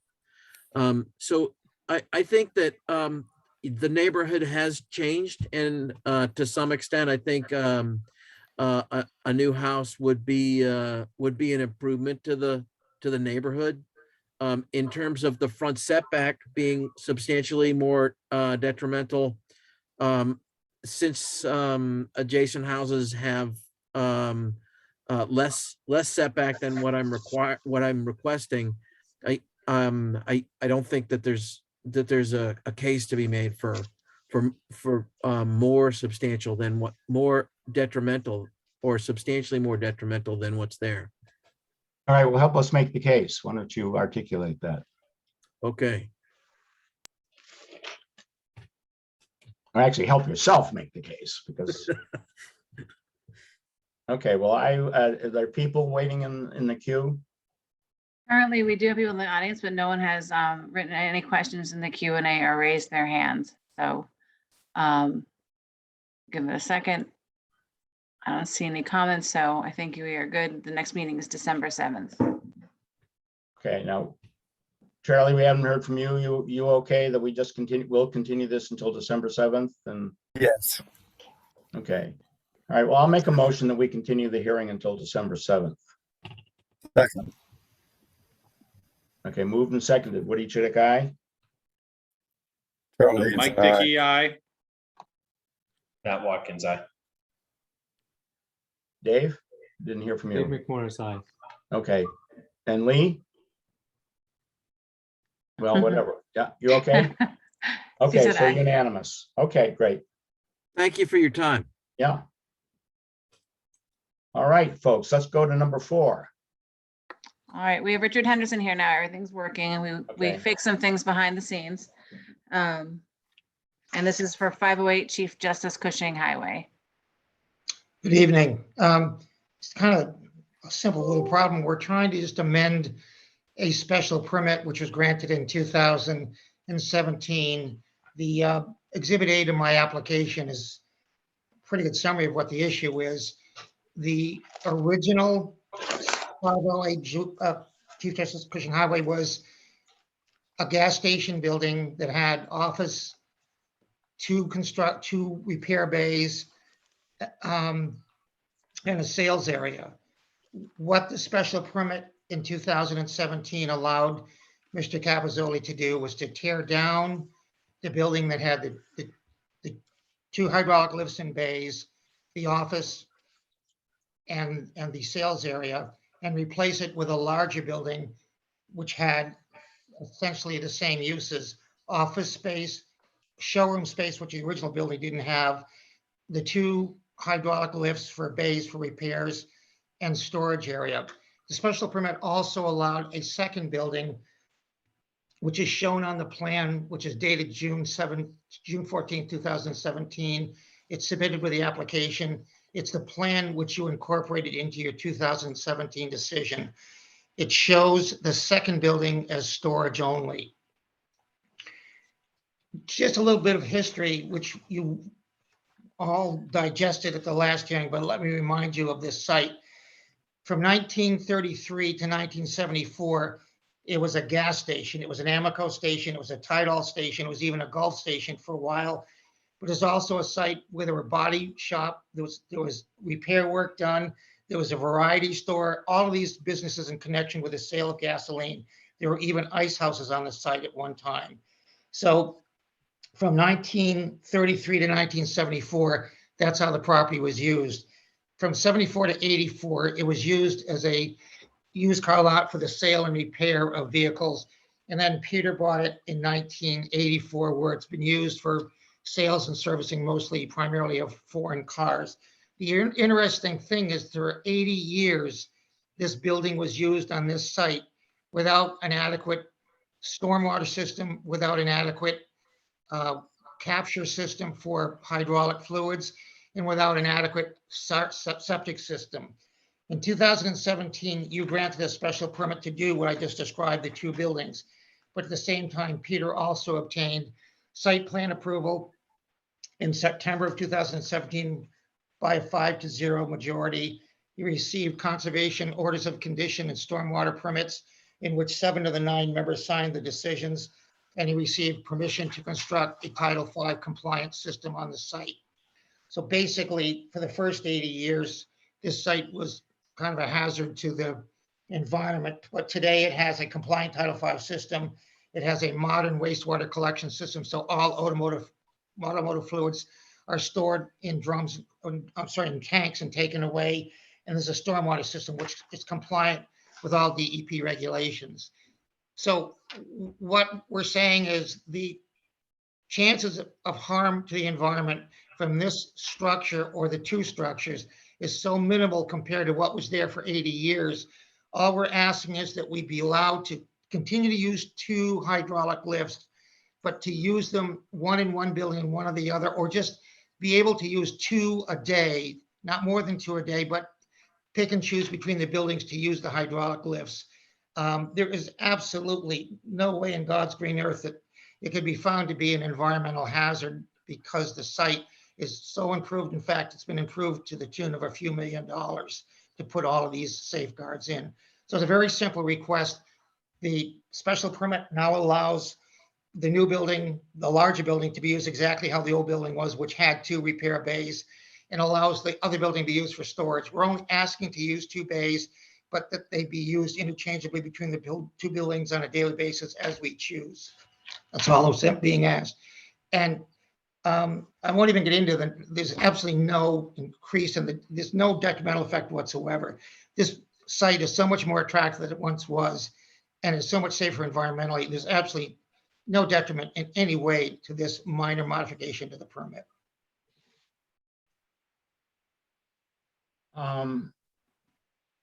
Rich, I don't know where to begin, but one of the things, Mr. Steinmetz has sent a, I saw the letter. Right, and you can probably address that. One of the things that's come to my attention, I asked the building inspector, there is a temporary construction trailer on site that should have been removed. It's not permitted. The year, more than a year has gone by. And why does it still sit there? I was gonna address that. Okay. It's there because if you go by, you'll notice that the signs are not up on the new building. The new building is not officially open to the public. Peter's been very sensitive about COVID-19. He does not want more than one person working in any one environment. He has 1 person in the new building. He works out of the trailer. Now, he will remove the trailer. One of the issues I think Mr. Steinmetz might be concerned about, I don't know what Mr. Allen's issue. Mr. Steinmetz was concerned maybe that's on the gravel and not on the asphalt, which Peter's willing to move it within a week until such time as he actually opens the business. But he has not opened the new location. It is not open for business. He doesn't see people in there. The office isn't used. He uses his office out of the trailer. So he can do that indefinitely without getting a permit or anything of the sort? Now I'll speak to Mr. Hallen and explain the circumstances, but it will eventually be removed. It'll be removed when Peter feels safe about letting employees work in the same building. That's the standard we're following right now. It's a purely health issue. Is that the case with is that why they want lifts in the other building is just for the COVID issue? If it weren't for COVID, would they be satisfied with the current permits?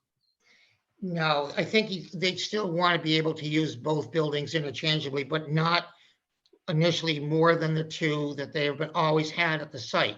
2 now, which will be much more safe regardless of what building they're used. You use the word initially, permanently, maybe. Would they agree to permanently? Or are they trying to change, in double the usage? I really don't know at this point, but if you read the Powers versus Barnstable, doubling the usage probably is permissible because they're not changing the nature of the quality of the site. I'm not asking for that this evening. I'm not sure it'll ever be asked for, but I'm not going to compromise someone's rights. But if you look at the Powers standards, you only exceed a non-conforming use if the resulting use does not reflect the nature and purpose of the non-conforming use prevailing when the zoning law took effect, which is not the case. There's a difference in the quality or character of the resulting use, which is clearly not the case. And the resulting use is different in kind and effect on the neighborhood. That's not the case either. In fact, this building is much more attractive. Both of them are much more attractive than what was there before. What was there before was a detriment, period. And I've had a chance to review all the environmental history. Nothing worked up there until Peter spent, as I said, more than a few $1 million to make the site right. Was the Powers case 1983? When was that? 1973, but it's been upheld in 7 cases I'm looking at in front of me right now. It is the Okay. leading case on non-conforming uses. Gordon, do you want to address the environmental concerns that Mr. Steinmetz had, or should we let him Well, I already take the did. floor? First off, one of the things he raised in his letter, we just talked about the trailer.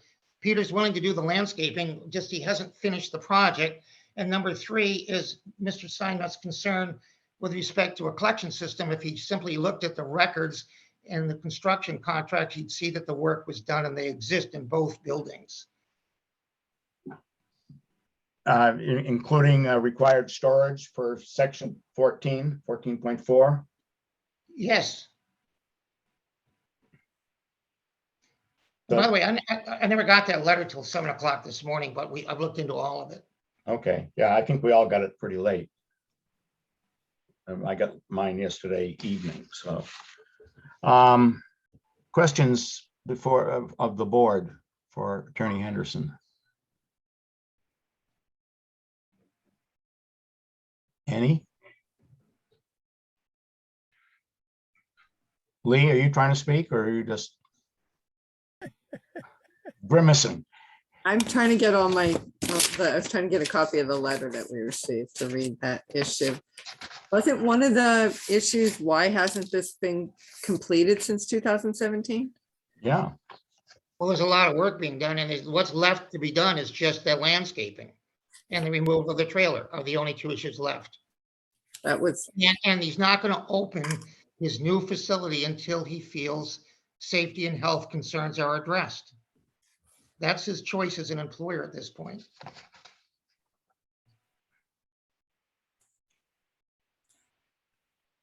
I was just trying to do a quick kind of review of our previous decision, just to see if anything, I mean, so I did notice we stressed a few times that building was like unheated and the fact that the capacity use wouldn't change, but as part of what you're saying, the capacity use currently wouldn't change. It would just be facilitated in 2 separate facilities. Yeah, don't forget, this isn't your standard special permit case. The facility can't increase its capacity because it's governed by a chapter, a chapter 2 license issued by the selectmen, which limits the number of cars, which has been in effect for long before Peter owned the site. So there's no way of increasing the volume of business.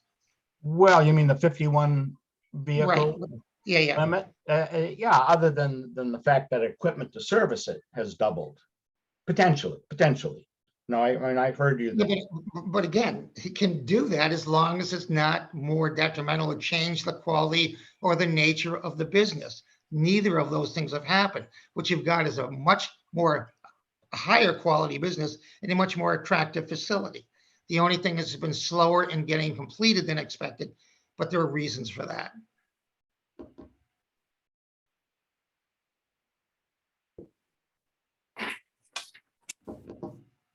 Some of them are personal, I just do not get into. Peter's wife is very ill during this proceeding and unfortunately died during the construction. So there have been other factors in his life other than getting this done. Mm-hmm. Yeah. Questions, Dave? What about you? Again, the only things that aren't done are A, the trailer, B, the landscaping, and C, he hasn't opened for business. The Cohasset import sign is not on the new building. It's still not being used. It's primarily just they're using the bays and nothing else in the back of the building. Yeah, I was looking through our earlier decision to see if there were any particular concerns about limiting the use in that building. I mean, all that was suggested to us was that it was for storage. So we didn't really need to consider anything else. I think I haven't heard anything that gives me great concern, except we have a letter from the water department, and I would be very interested in hearing what their specific concerns are and whether there are any facts or current conditions that lead them to think that the potential problems are actual problems. Right, to that end, I was gonna conclude with this, but in making this presentation, I realized everything I've looked at, there's no evidence of any environmental harm. There's no allegation of environmental harm.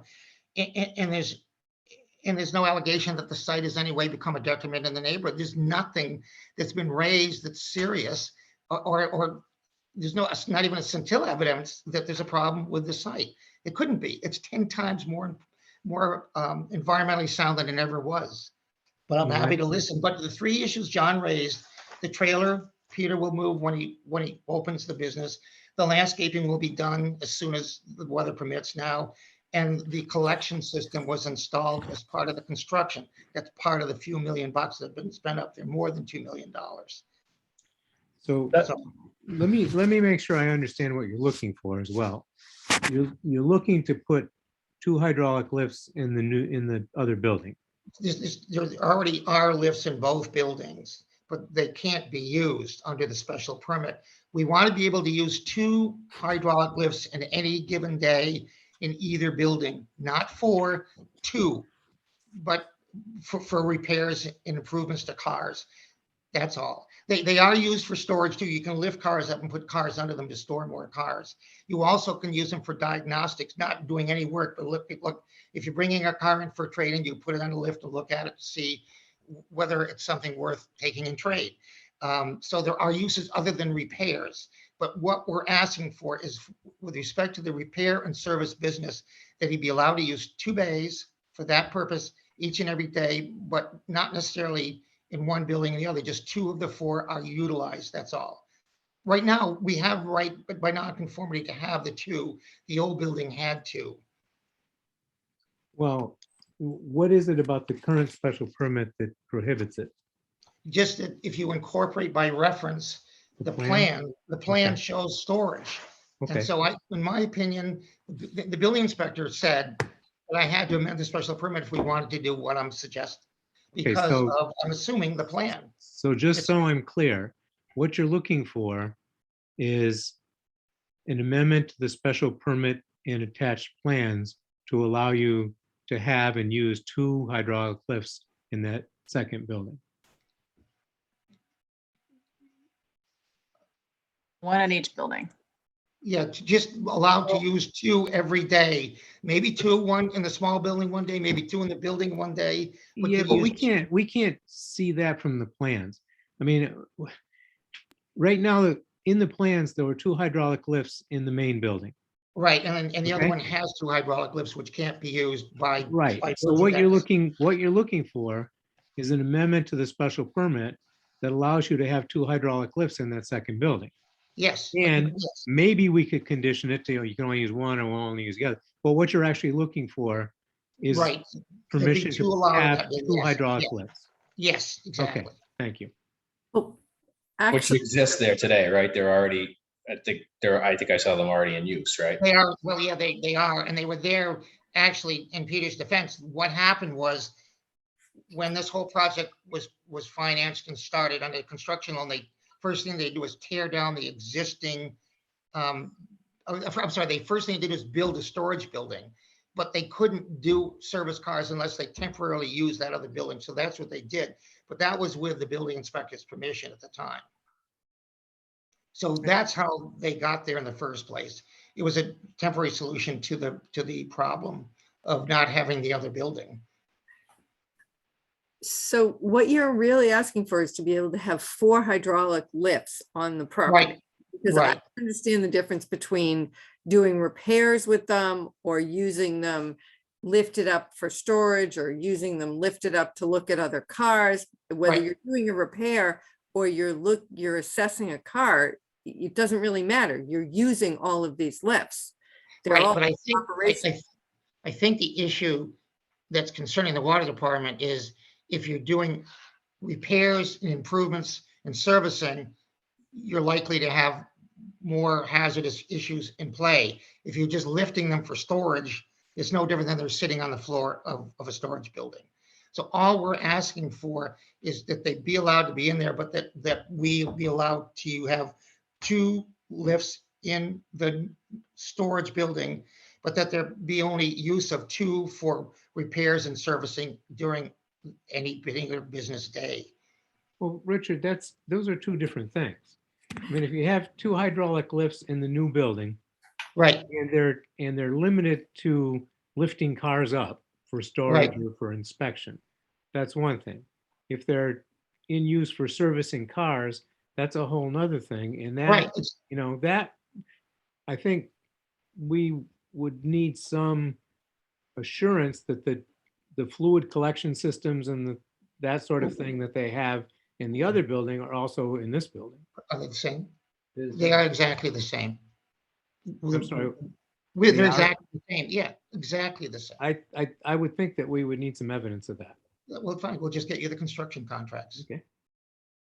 I guess I'm trying to figure out how do we monitor this? I mean, how do we know that one day they're not using 3, they're only using 2? I mean, they're not using 2, they're using 3, or they're using 4. I mean, that it seems like a difficult. Why would we care? I don't know. That's the whole thing. I'm trying to figure out why we Well, would. that's the point. That's exactly why I'm wondering, what am I doing here? We've got a site that's been improved with the highest and most recent developments in environmental safety. I don't really see what the big deal is, whether you're storing cars or working on cars. If you have the collection systems, you can have an 18-wheel. Well, this might be a good moment to hear from the water department. Why do they care so much? We do have Jason Federico. I will promote him. Okay. I mean, I think that might, either they say, no, Richard's right, we shouldn't care, or it's not an issue, or it is. I mean, I'd like to get the other side. Fine. But, all right, Jason. I think Lee was here too, Jenkins. Okay. Who's the commissioner. She wants to speak as well. But the big concern is the proximity. So you're expanding a non-conforming use in a zone A, which is a state regulation as well as a local regulation. But you're increasing the proximity to the actual tributary by moving the use into that what was a storage garage and now turning into a maintenance garage. So not only the expansion of the use, but the expansion of the use in its proximity to the actual water supply itself. And also, I know Rich is saying, see the construction documents. We've been requesting an as-built for the stormwater compliance, and we haven't received one, which would include, there should be a berm where that trailer is sitting right now to prevent runoff into the wetland that supplies the water, that supplies Lily Pond, and that berm's not in place. So if there was an oil spill on that site right now, it could shed right off the paved surface there and into the wetland. So not getting something complete in certain scenarios is actually super critical to the water department. So that's kind of been our concern with the site all along, is stuff not getting done in a timely manner. And I understand there's issues that come up during construction, but we only have one water supply in town at this point in time. So the goal is to protect it to the maximum extent possible. And I'll turn it over to Lee, because I know she has a significant number of concerns on this. Good evening. Yes, I noticed over 1.5 years ago, the activity on this site, that they were using what was supposed to be the storage building as a full service repair station. I am slightly familiar with this type of operation, being in the business for 40 years. I'm wondering, because the plan said that it was a slab construction due to being in zone A. We have no idea what type of collection system they have. As Jason stated, we have requested information. We have not been provided that information.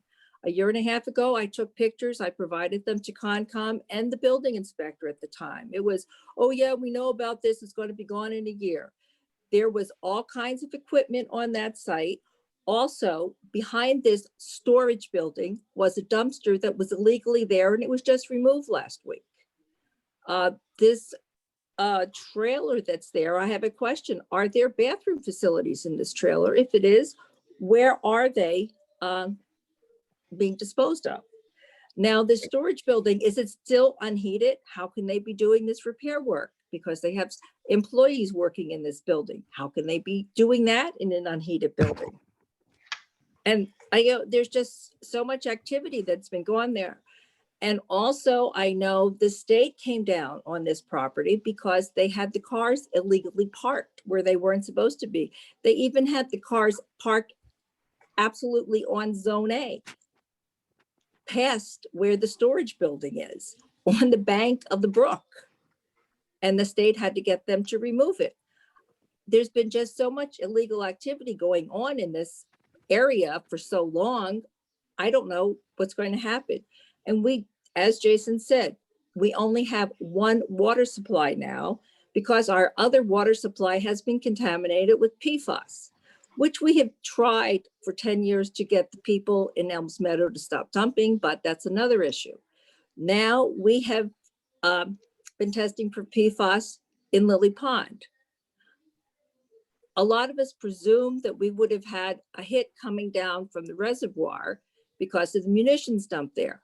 We have no PFAS basically coming down from that area. It's all coming down from where Peppermint Brook comes in.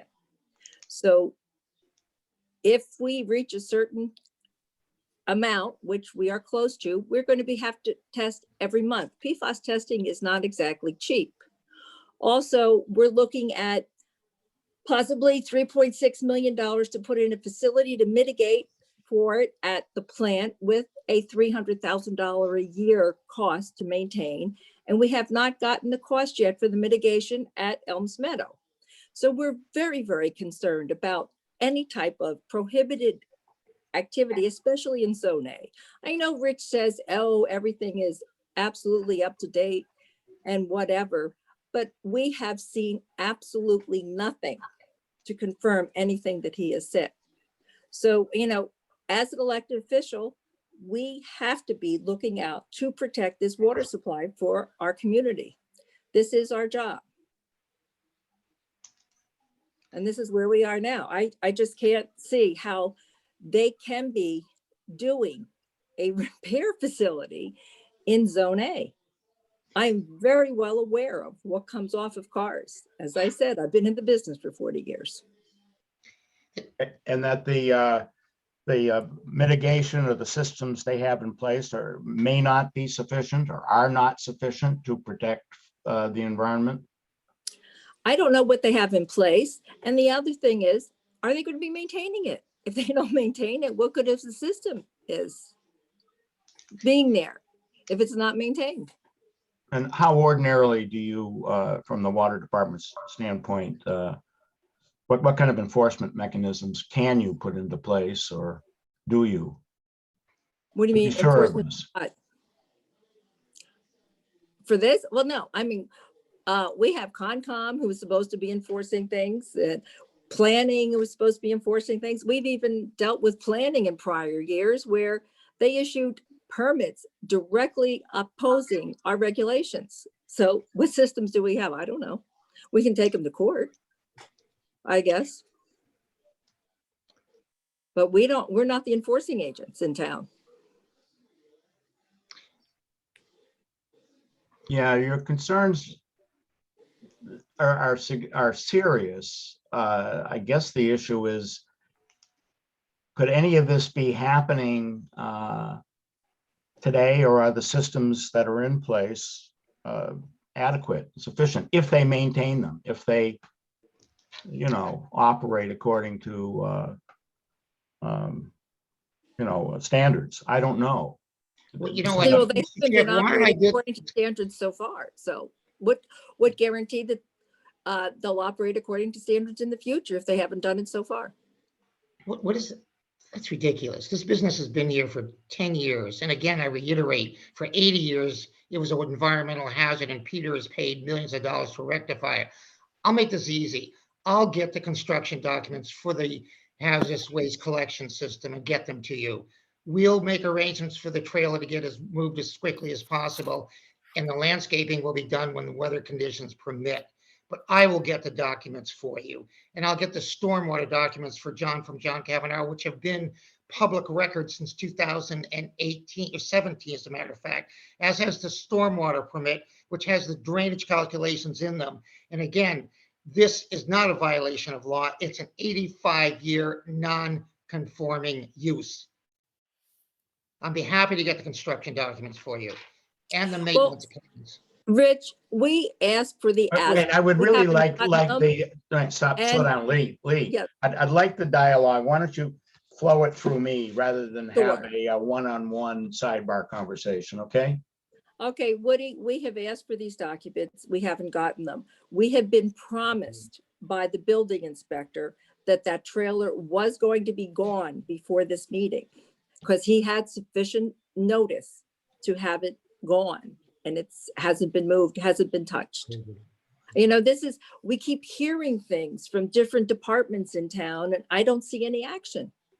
Okay, well, if we are going to approve this, it would have to be approved with conditions, actions taken as opposed to good intentions only.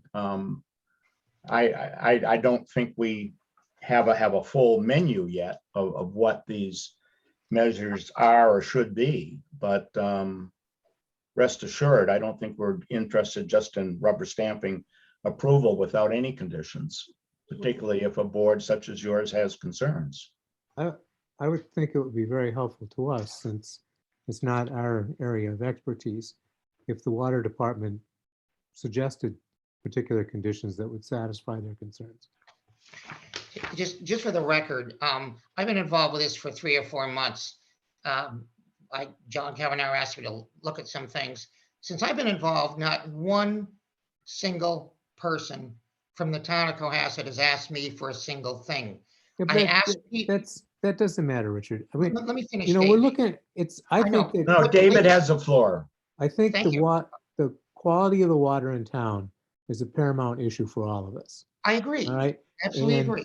And I think that this is, I believe that Peter Capizzoli runs a first-class operation. I think that he spent a ton of money improving the site and improving all kinds of conditions and making the site a lot safer environmentally than it was before. No question about that at all. But I think that it is certainly reasonable for the water department to have the assurances that they need, that that if we permit what they're asking for, that there will be no possibility of a negative impact on the water supply. And I don't think that's an unreasonable thing for them to ask.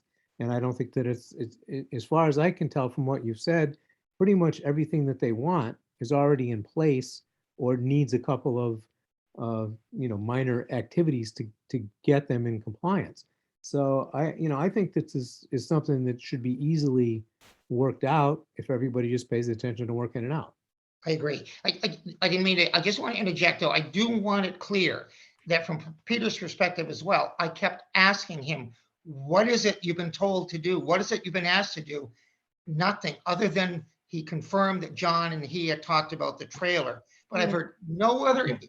All right, but Rich, here we are at a hearing, and I think it's appropriate, as David says, for us to ask, what would it take? What will it take? And then we can figure out, or the powers that be can figure out what's already in place versus what is still needed to be done, either physically or via behavior or training. And I don't know. I agree. I agree with everything you're saying. I just want it clear. The impression that Peter has ignored things is not correct.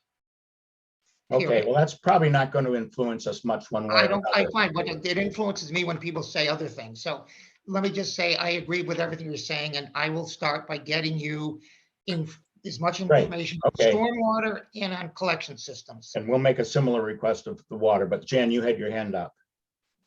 I just wanted to just kind of steer it back to the main conversation and say that just a reminder to all that there was about 18 months of COVID. And so broad swaths of departments and people not doing things is really unfair. That said, I actually did have conversations with Peter and with Mr. Cavanero, and we were working on things, and what had to happen is what's happening now. It just took some time. So I think we just need to move forward, but I just think the broad swath and talking about specific employees isn't fair. So I think we should just go back to the point and move forward and get everything done. All right. And did this come about what were the two sets of as-built submitted that showed that the lifts were there, and that's what kind of sparked this, or have the as-builts not been submitted? My impression is that the lifts must be built. Are they built into the foundation, or they're not? No, they're not. They're above. Okay, so it would be so it's put in as a temporary use, Initially, yes. but it's not embedded into the foundation, and the request in front of us is to keep that use the same configuration, or to actually embed it into the foundation. They are to keep them exactly as they exist, which is above foundation type of system.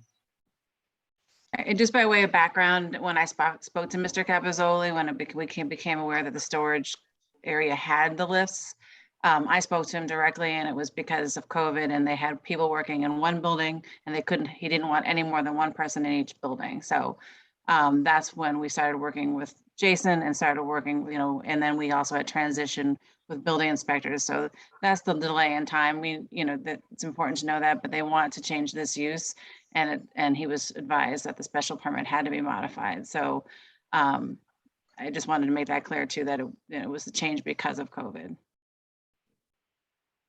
Exactly. Okay. Are we at a point where there is a list of to-dos or to deliver? Or I think not? Jason has his hand raised again, actually. Sorry, Jason, go ahead. Rich, just one thing on the documents. Can you make sure too that they're as built?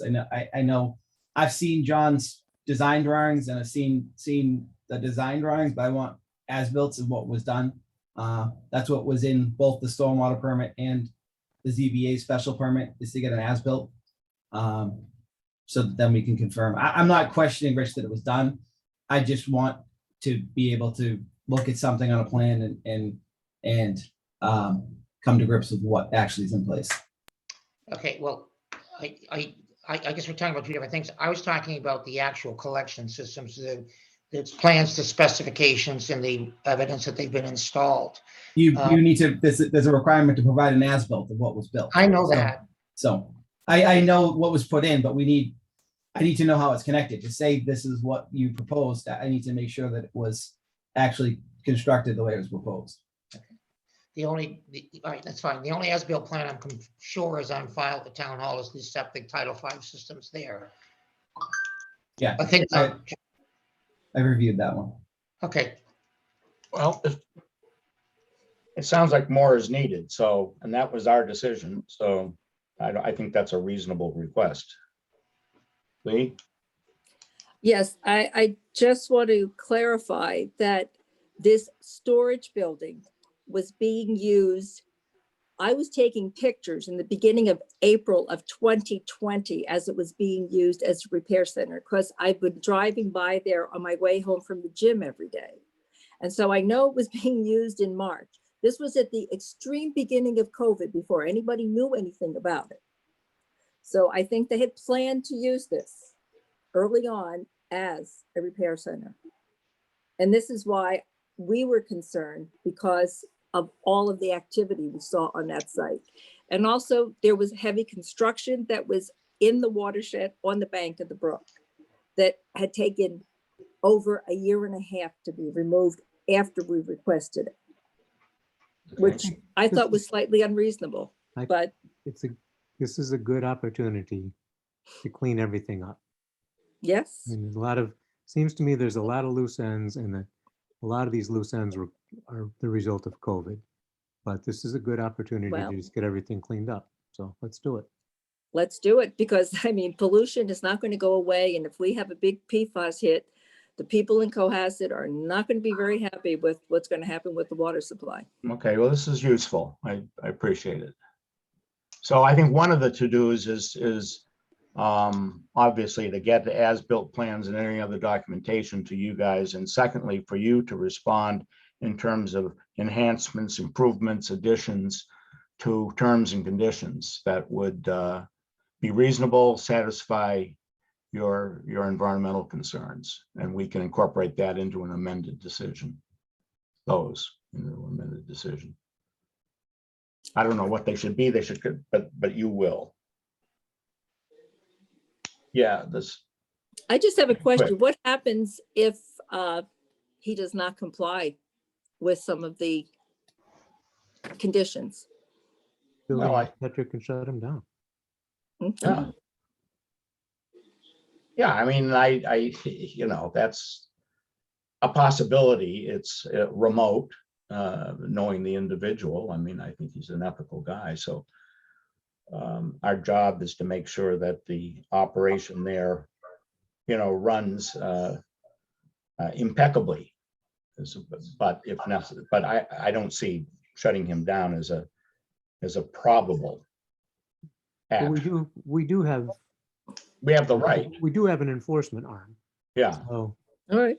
You know, that's why. I'd rather come at it as an improving as opposed to, you know, closing the doors or turning off the lights. So. Well, I mean, it's taken us 1.5 years to get to this point. Okay, well, you can also supply us with what we need to add to a decision, reasonable conditions or whatever. And I know you need some background first. Jason does in particular. Are there other people in the queue or waiting in line, Jen? No, I think we have everybody here, so we could do just confirm our to-do list to make sure everybody gets what they need. So we want the as-built conditions. I can work with Jason and Lee if they want to send me conditions and I can forward to the board. And also I can run certainly anything that anybody wants by council if needed. But like David said, it's a great opportunity to get things cleaned up. I've got a general question. Does any of this fall under Concom's jurisdiction? I'm Should they actually be brought into the process or not? We're going to be reviewing the stormwater permit, Charlotte, myself, and John Hallen, as well, compliance with the stormwater permit once we get the stormwater as-built. Because I know that part of it isn't completed. Like I said, that berm isn't in place. I think it's because the trail is there, but that berm's there to protect the wetlands. Okay, so that'll be part of the. All right, yeah, and I think it's open. I'm proposing that we continue the hearing until December 7th and ask that if you have terms and conditions or whatever else requests that are not honored, that we be informed 7 working days or 7 days, I guess it is, before we meet, to give us a chance to digest, because honestly, you know, getting a letter 24 hours away from a hearing is really difficult to absorb and then do any research, any homework on it. So we've started the process. I'm asking now let's kind of give us a little more chance to operate. Thank you for your time tonight. Okay, board, are there any other requests you have? All right, so we have a motion to continue with the request for 7 days in advance. Second, anybody? Motion. Seconded. All in favor, Woody Chidick, aye. It's an aye. Dave McMorris, aye. Mike Dickey, aye. Lee Darcey. Matt Watkins, aye. Okay, it's continued until December. Thanks. Mr. Chairman, do you have any reason to keep Carolyn Murray, or could she head home? Or do you? She is home. Could she shut down her computer? Yes, you may. I did have one quick question Go ahead. before she goes. Oh, so I'm quick. Sorry. Nice try, Jen, but. there was a case that came down, I think it was from Braintree, that I emailed to you, Jen. It was about affordable housing conditions. and yes, I'm zoning sorry. decisions. I know, the case basically said we can't impose an affordable housing condition in a decision that's different than the affordable housing law says they are. But if we have somebody who volunteers to do so, Mhm. can we condition our decision with that affordable unit? Absolutely. Okay. Plus you also do have an inclusionary zoning component in your bylaws. It depends, I don't know what, an applicant was necessarily seeking to do. But yes, if somebody voluntarily said, I'll give you 2 of these units affordable, take them. But I'm concerned about how we write that condition so that it doesn't run afoul of the land court's decision.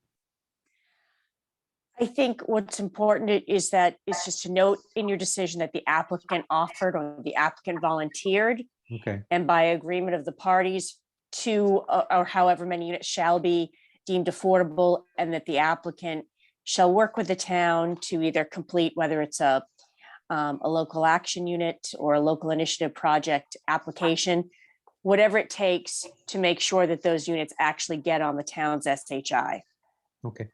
So Good, sometimes thanks. there might be a further application, that's all.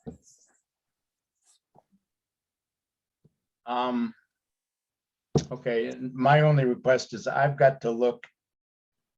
I'm still intrigued by the Bjorklund case and a couple of others regarding orders of magnitude. So, Mr. Chairman, as I promised you after we talked, I said, I'm going to go back and reread Bjorklund again.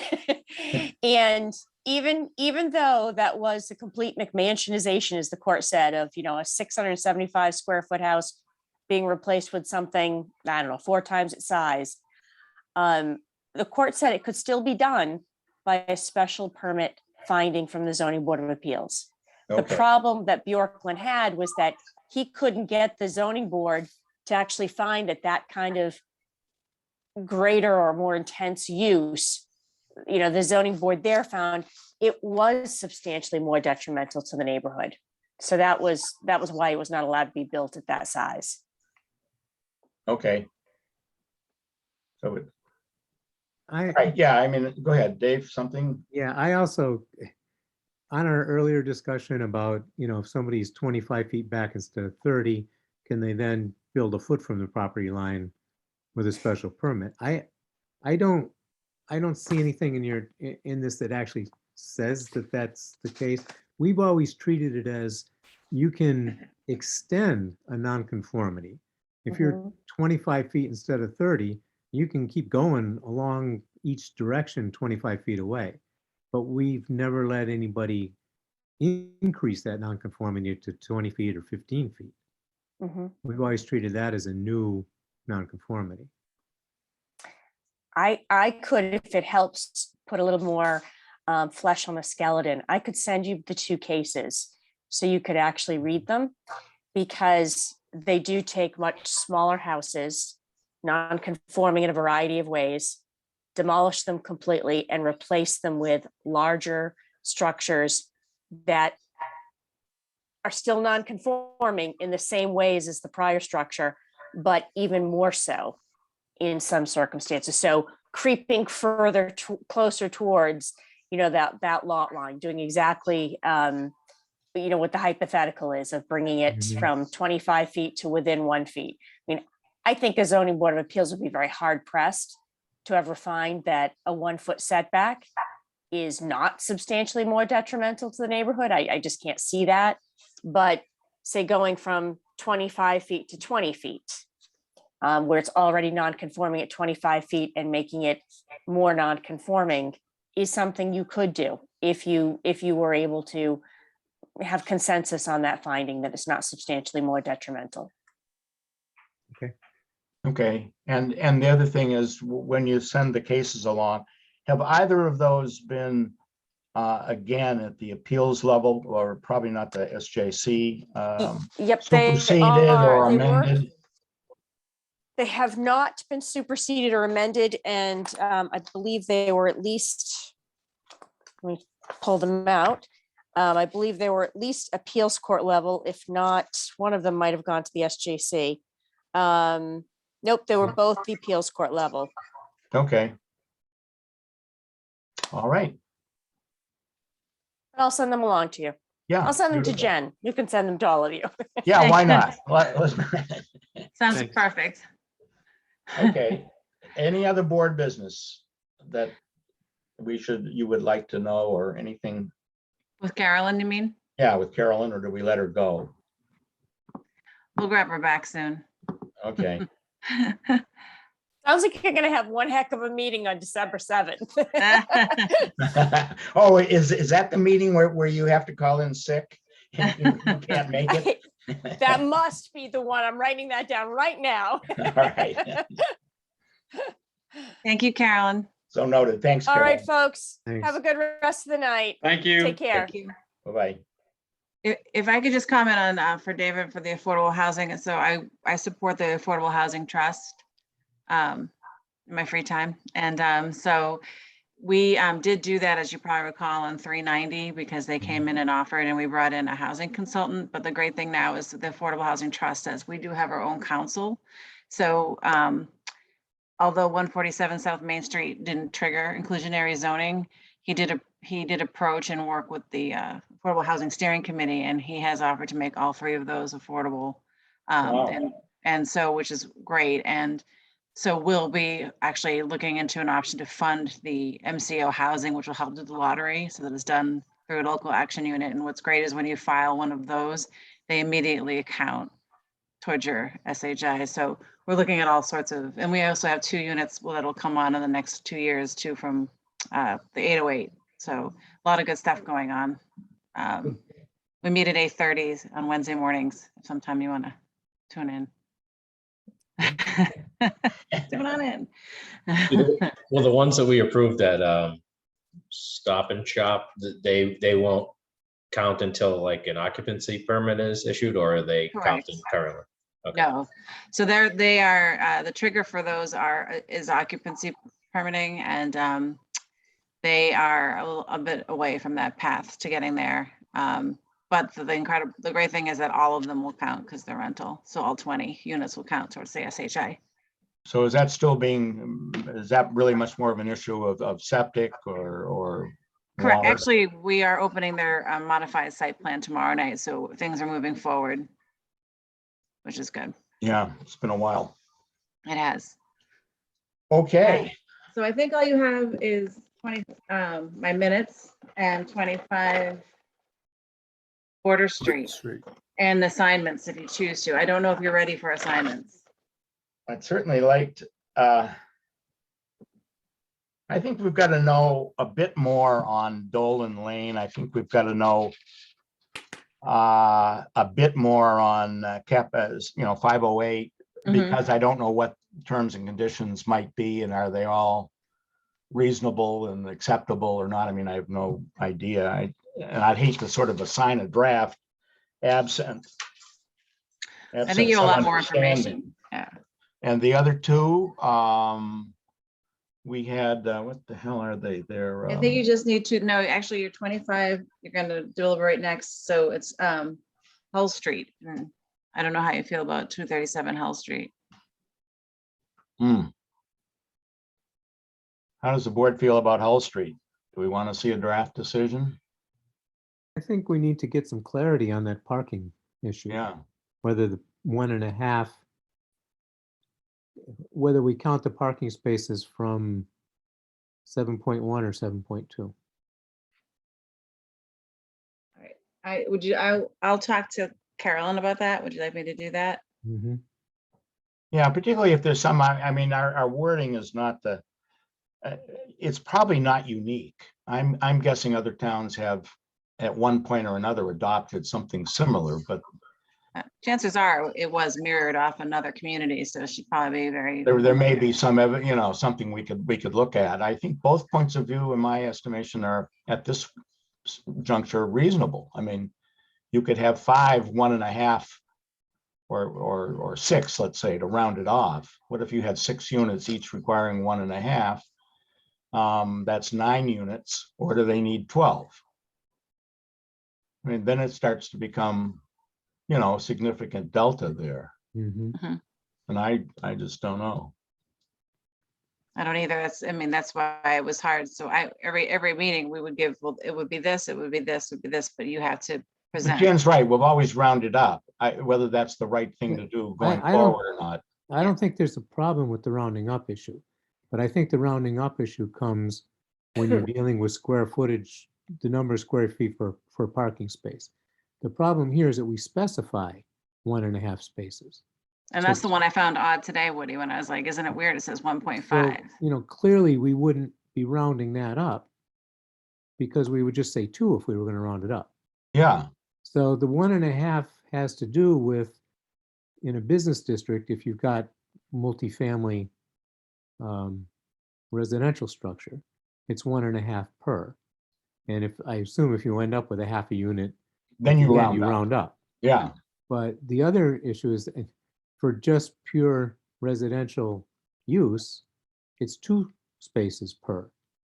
So which one of those applies? The two space per unit requirement for residential use, or the 1.5 for residential, which is part of a mixed use in a business district?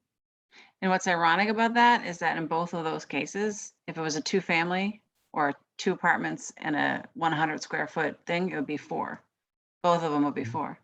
Mm-hmm. And I think, John, from what they were saying at the hearing, John Hallen has an opinion on this. Yes. He said we round up, but I said, but this one looks, so I'd like to just get some clarity on that 1.5 because he's been doing it a long time. So, but maybe we're not, you know, maybe we are unique in that 1.5. Well, it makes sense. If there were 3 units, that would be 4.5 spaces, and you'd round up to 5. 5, right. And in one apartment, 2 apartments would get 2 units, and 1 apartment would get 1. Not units, I mean a space. And maybe that's okay. I mean, I don't know. But they're out of luck if you know, a couple each has a car. Right. And in those cases, they generally do tandem parking, but it's not, they wouldn't, you know, I think he probably puts rules in his lease that they can only have 1 car. Yeah, well, I think getting John Hallen to weigh in on this would be valuable. And I think the other thing is I am concerned about cutting corners on our minimum parking space size, particularly in an era. Those dimensions were set some 25 years ago, before an SUV was even contemplated. I mean, you can imagine how that doesn't meet the bill today. I hate to see people coming in undersized. But we shall see. We shall see what they come up with. So we do have some carryovers, but these are all sort of, I think, important issues. Right. So I think what you're saying, we're not making any assignments, it sounds like. I think we'd better see what's there. I mean, we'll divvy it up, and I don't know if we've got anything really complicated coming forth, but I'll certainly volunteer to do one, but I don't care which one at this point. But I don't want to. Why don't we see what kind of evidence comes in, and whether it's an easy thing to draft between December and January and vote, or whether there are more uncertainties and certainties created. Right, if so, we may not want to be doing any drafting between now and December. Sounds good. So do you want to deliberate on 25 order? Well, go ahead, make a motion.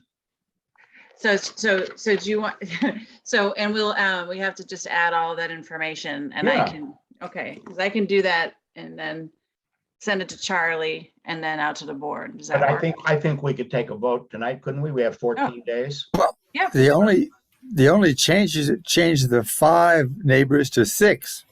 Just change 5 to 6. Well, and then there's like some conditions as well. And drop that condition about the neighbors' landscaping. I mean, that's not our jurisdiction to. they can do what they want with their property. Okay. And I appreciate the fact that they're being good neighbors and so on and so forth, but that's just not before us. Well, in my decision, I cited the conditions, but and that there'd been agreement to them, but I did not put them as specific conditions in I our think we ought to. decision. Yeah, And I think we I ought don't. to, Charlie. Well, is it the zoning board to decide whether there's a window or not on the roof? Can I be. don't We've done think it so. before. We've done it before. Have we? Yeah, there was a house in Beach Street. The old, whatever it was, Bermuda house, people called it. Well, it's easy there enough was- to write those conditions in. I just don't think it's the zoning board's responsibility to enforce those, but just to cite them so that if the two parties can enforce them against each other, if necessary. Well, the building inspector would enforce them if they're laid out. Correct. I think we've done that before where there's agreed conditions, we put them in the decision. Doesn't hurt anything, and it makes the job a little easier in terms of what did we agree to. Well, Just with the Greek church. Remember we did with the Greek church on a couple of their conditions, and I think one of the McKenna properties on South Main. Yeah, that's true on the garbage disposal. Yeah. And the location of, I think, HVAC equipment or something. And the shed. The shed. So yeah, let's put these in. I mean, if something is inappropriate, that's a different. Okay, well, it's just a quote. All we do is put the conditions. Yeah, I know, but then it's there. Yeah. And then, so I would make a motion to approve the decision, the draft decision as to be amended, or as will be amended. Further discussion. Okay, so we've got a second. Second by Dave McMorris, Woody Chidick, aye. Carl Higginson, aye. Okay, Lee Darcey. Matt, Mike, and Michael Dickey, aye. And I'm not going to jump in on this one just because I missed most of it. I did catch up. oh, that's right, that's right. But yeah. Okay, 5-0. Okay. Thank you. And you're okay with the minutes? Did anyone get to read them? I did. They're did. fine. Yeah. Yeah, I had a look. They look fine to me. Yeah, no, it's just, yeah, no, I'd looked it over today. Great. So, We get approval on those? Do you want a motion to accept the October minutes as written? I'll make that motion to accept the October minutes as written. I'll second it. okay, Woody Chidick, aye. Michael Dickey, aye. Higginson, aye. Lee Darcey. Cat Watkins, aye. Dave? Thank you. Aye. Yeah. All right. But one. Yeah, Charlie, go ahead. Jan, when is that meeting on December 7th? At what time? We'll start at Oh, 7. November 7th. When? No, December 7th. In Oh, other which words, are you one? asking, does it go to 6:30 or does it go to There's 6 a, or 7 or? Oh, you mean the zoning one? Yeah. So so that particular one with the live, with about the zoning bylaw redrafting, that one, that's going to, the meeting will start at 7, but that topic probably won't go on until 8 if they run on time. That's November 9th. that's November 9th, correct? November 9th. Oh, okay, sorry. Okay. Make sure I've got it down. All right, But, and but- you'll make sure we'll get you information. We're Okay. gonna get everything out. It's a little tight time frame in our opinion, but we are doing what we're being asked. So we will. It's just a open session to discuss about wants and opinions. So it's just the first step. After, I think on the 8th, Woody, there's gonna be a chairs meeting. Oh, that's right. The chairs Yeah. go. to So the chair select board. from planning, zoning, John Hallen, we'll get together and do an initial quick meeting on the 8th, and then on the 9th is the big kind of the beginning of the forum. And Okay. It so- may be useful because of not so much COVID, but because of the storm.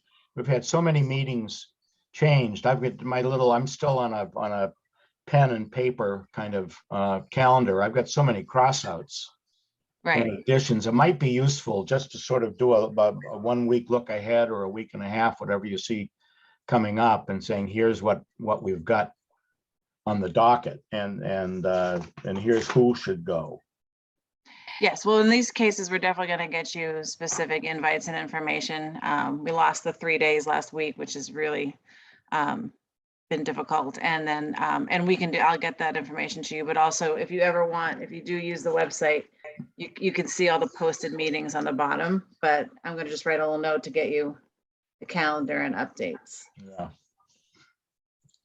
All right. So the meeting that was canceled because of the storm to review the zoning articles, I assume they were hoping to maybe get some sort of vote from the board on that prior to the warrant, but is it at this You're point, right. is that off the table? Is that on for Thursday or not? So Thursday is zoning bylaw working group. Oh, yeah, but not the I zoning can't board. post anything now, but we could try to do something next week where we just met for like at 5 o'clock to get them a vote for the warrant. If we wanted to do something on Monday or Tuesday, just for an hour, 5 Yeah, o'clock. it shouldn't take long, but really, I just like to leave you with the thought that what we're trying to do is align the various definitions, some of which exist and some of which do not, to align them with state law, most of which is statutory, some of which is case law. But we're inventing nothing here. It's been sort of viewed by a couple of people as though we're trying to, overturn the zoning bylaws or whatever. We're really trying to bring them in conformity so that we don't end up in court having people cite case law that is much more recent and powerful than a 50-year-old bylaw in the town of Cohasset. And that's what we're plagued with. Definitions that go this way and that way and don't really make a lot of sense. So anyway, that's an editorial, but nevertheless, you can decide whether this is a radical or not some radical a move.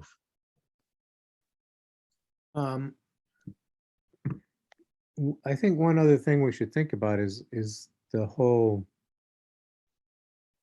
issue of what kinds of structures are structures that you use for reference when you're rebuilding or reconstructing. So I was very concerned about that hearing tonight. Just the whole theory behind it. I mean, if you buy the argument that of a simple frame with a plastic tarp on, on part of it is a structure the same way a dwelling would be. Well, under our bylaw, it's a building. I know. Under the definition. So, is it an alterate? Can they alter that building? And if you look at the case that Carolyn sent along, which I appreciate very much, they were really dealing with residential dwellings. Right. One being replaced by another, as opposed to a boat tarp being replaced by a residential dwelling. I mean, to my mind, it's probably the way our bylaws are written, and I'll bring this up, Dave, to define this better. But if you look at the case law, it wasn't quite as cavalier as all structures, right? Count. Right. A sign is a structure. I could put a sign in my front yard, but I can't believe anybody would allow me to move my house to 1 foot from the lot line just because I put a sign up. An unpermitted sign, because there's no way to permit it. Right. I mean, so at any rate, yeah, let me take this up. I don't know if we've really addressed this issue satisfactorily. And I think the goal ultimately, we still have a lot of steps, but it's going to be a full-on reorganization and a lot of rewrites. That would be the plan. But that requires going out to RFP and bringing a consultant, but it's been 35 years? Well, yeah, or 50, 60, either 69 or 84. Well, 84 was the last time, but not everything was overhauled. It's That's usually the problem. Yeah. And as I've told you, I think at least once or twice, the standard in the state is for zoning bylaws to be overhauled big time every 10 years, not tweaked, but really re-looked at from stem to stern. Well, we haven't done that since 69, I promise you. And I mean, I told you the story of Kathleen O'Donnell, who used to live here. She's on the Milton Planning Board. And I asked her months ago for a copy of whatever they were considering. And she said, oh, you don't want to see that. It's just in draft form. And I said, well, it's better than what we have. And she said, oh, you don't want to see our bylaws. Some of them are 8 or 10 years old. And I thought, oh, I'm talking to the wrong person here. Those are our new bylaws. Yeah, those are the new ones. So, yeah, anyway, it's, The stuff they're looking at, Woody, on the exposed ledge, are you involved with that as Yeah. well as part of the committee? That you're saying is being based off of like what you're seeing in some other towns, but actually, average grade versus we'll finish that thought. I was interrupting you. I guess like what we're proposing has to do with kind of the calculation coming from the average grade, right? I've seen like some municipalities defining it differently in like, Well, the exposed ledge is just that. Is it exposed? That at one point there was a proposal to put a 2-foot limit on, you couldn't cut ledge down, any ledge that was above 2 feet. But what the hell? I mean, then all of a sudden John Hallen would be out there with a yardstick going around the yard. It became unmeasurable, really, from a practical standpoint. So it's just anything exposed, but accepting as an exemption. I mean, driveways, garages, houses, so you don't, paralyze the whole permitting process. Because our experience, my experience certainly, is that most people don't willingly blast or destroy ledge that isn't, that is simply, a visual enhancement. That they do it because they need to build the garage or lay some pipes in. And there may be some, some exceptions to that, but landscaping in that case needs a permit if you want to blast ledge. But I don't know. I mean, but this is the kind of discussion. I mean, I'd really kind of not want to be too front and center in this, not because I am in favor of all these, but I really think I've been over the arguments pro and con plenty. And you guys should give some fresh thinking to this, as opposed to listen to me, but which you have to do anyway. But, We all enjoy doing. but I will take building versus structure, et cetera, under close scrutiny. I owe that to everybody, and I'm going to take a look at some comparable. I've got a little database of 24 towns bylaws, and it's not something I can do in 5 minutes, but it's not impossible either. And I'll see who's been doing this stuff and wrestling with it to see if there's some artful way. And it seems pretty simple. It's you can reconstruct a residential structure, blah, blah, blah, blah, blah, instead of just a structure. Yeah, and that's what's going on. You know what I mean? And that's where people are trying to move sideways and around things, impediments, because it's the residential. They're not doing this to build a new artist studio or a tool shed. It's something much more significant. And that's what I think a lot of the citizens are concerned about, massing and big time increases. Well, what our database doesn't fully capture is I would say a 50% renovation or up. It'll show you what lots have new structures on them, but a lot of what I'm seeing around town is somebody is adding to, taking a 2,000 square foot house and making it 4,500 square feet. But that kind of stuff. Which is much more impactful than building a new 2,500 square foot house. Yeah. Many of those new houses have, adequate land. They may not be all conforming, but you don't need to worry about that if you have a pre-existing non-conforming house. So, anyway, open minds and have at it. I'd like it. It's got to be right, not just because we put time and energy into it. All right. All right. I will try to get in touch with you before next week. I'll poll the board. And see what Okay. I got to talk to Katie first. Thank you. Yep. All right. All right. So it's 10:20. It's a pleasure. All right. Adjourn. Don't we need a motion to dismiss or something Oh, like that? you're right. If, God, I we would have a like to make a motion to conscience. dismiss. It's adjourned, silly.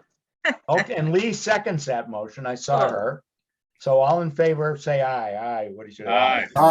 Unanimous. All All Good right. night. Good Thank you. night. Thank you so much. Night. Thanks, Jen. Talk to you all. Bye. Bye.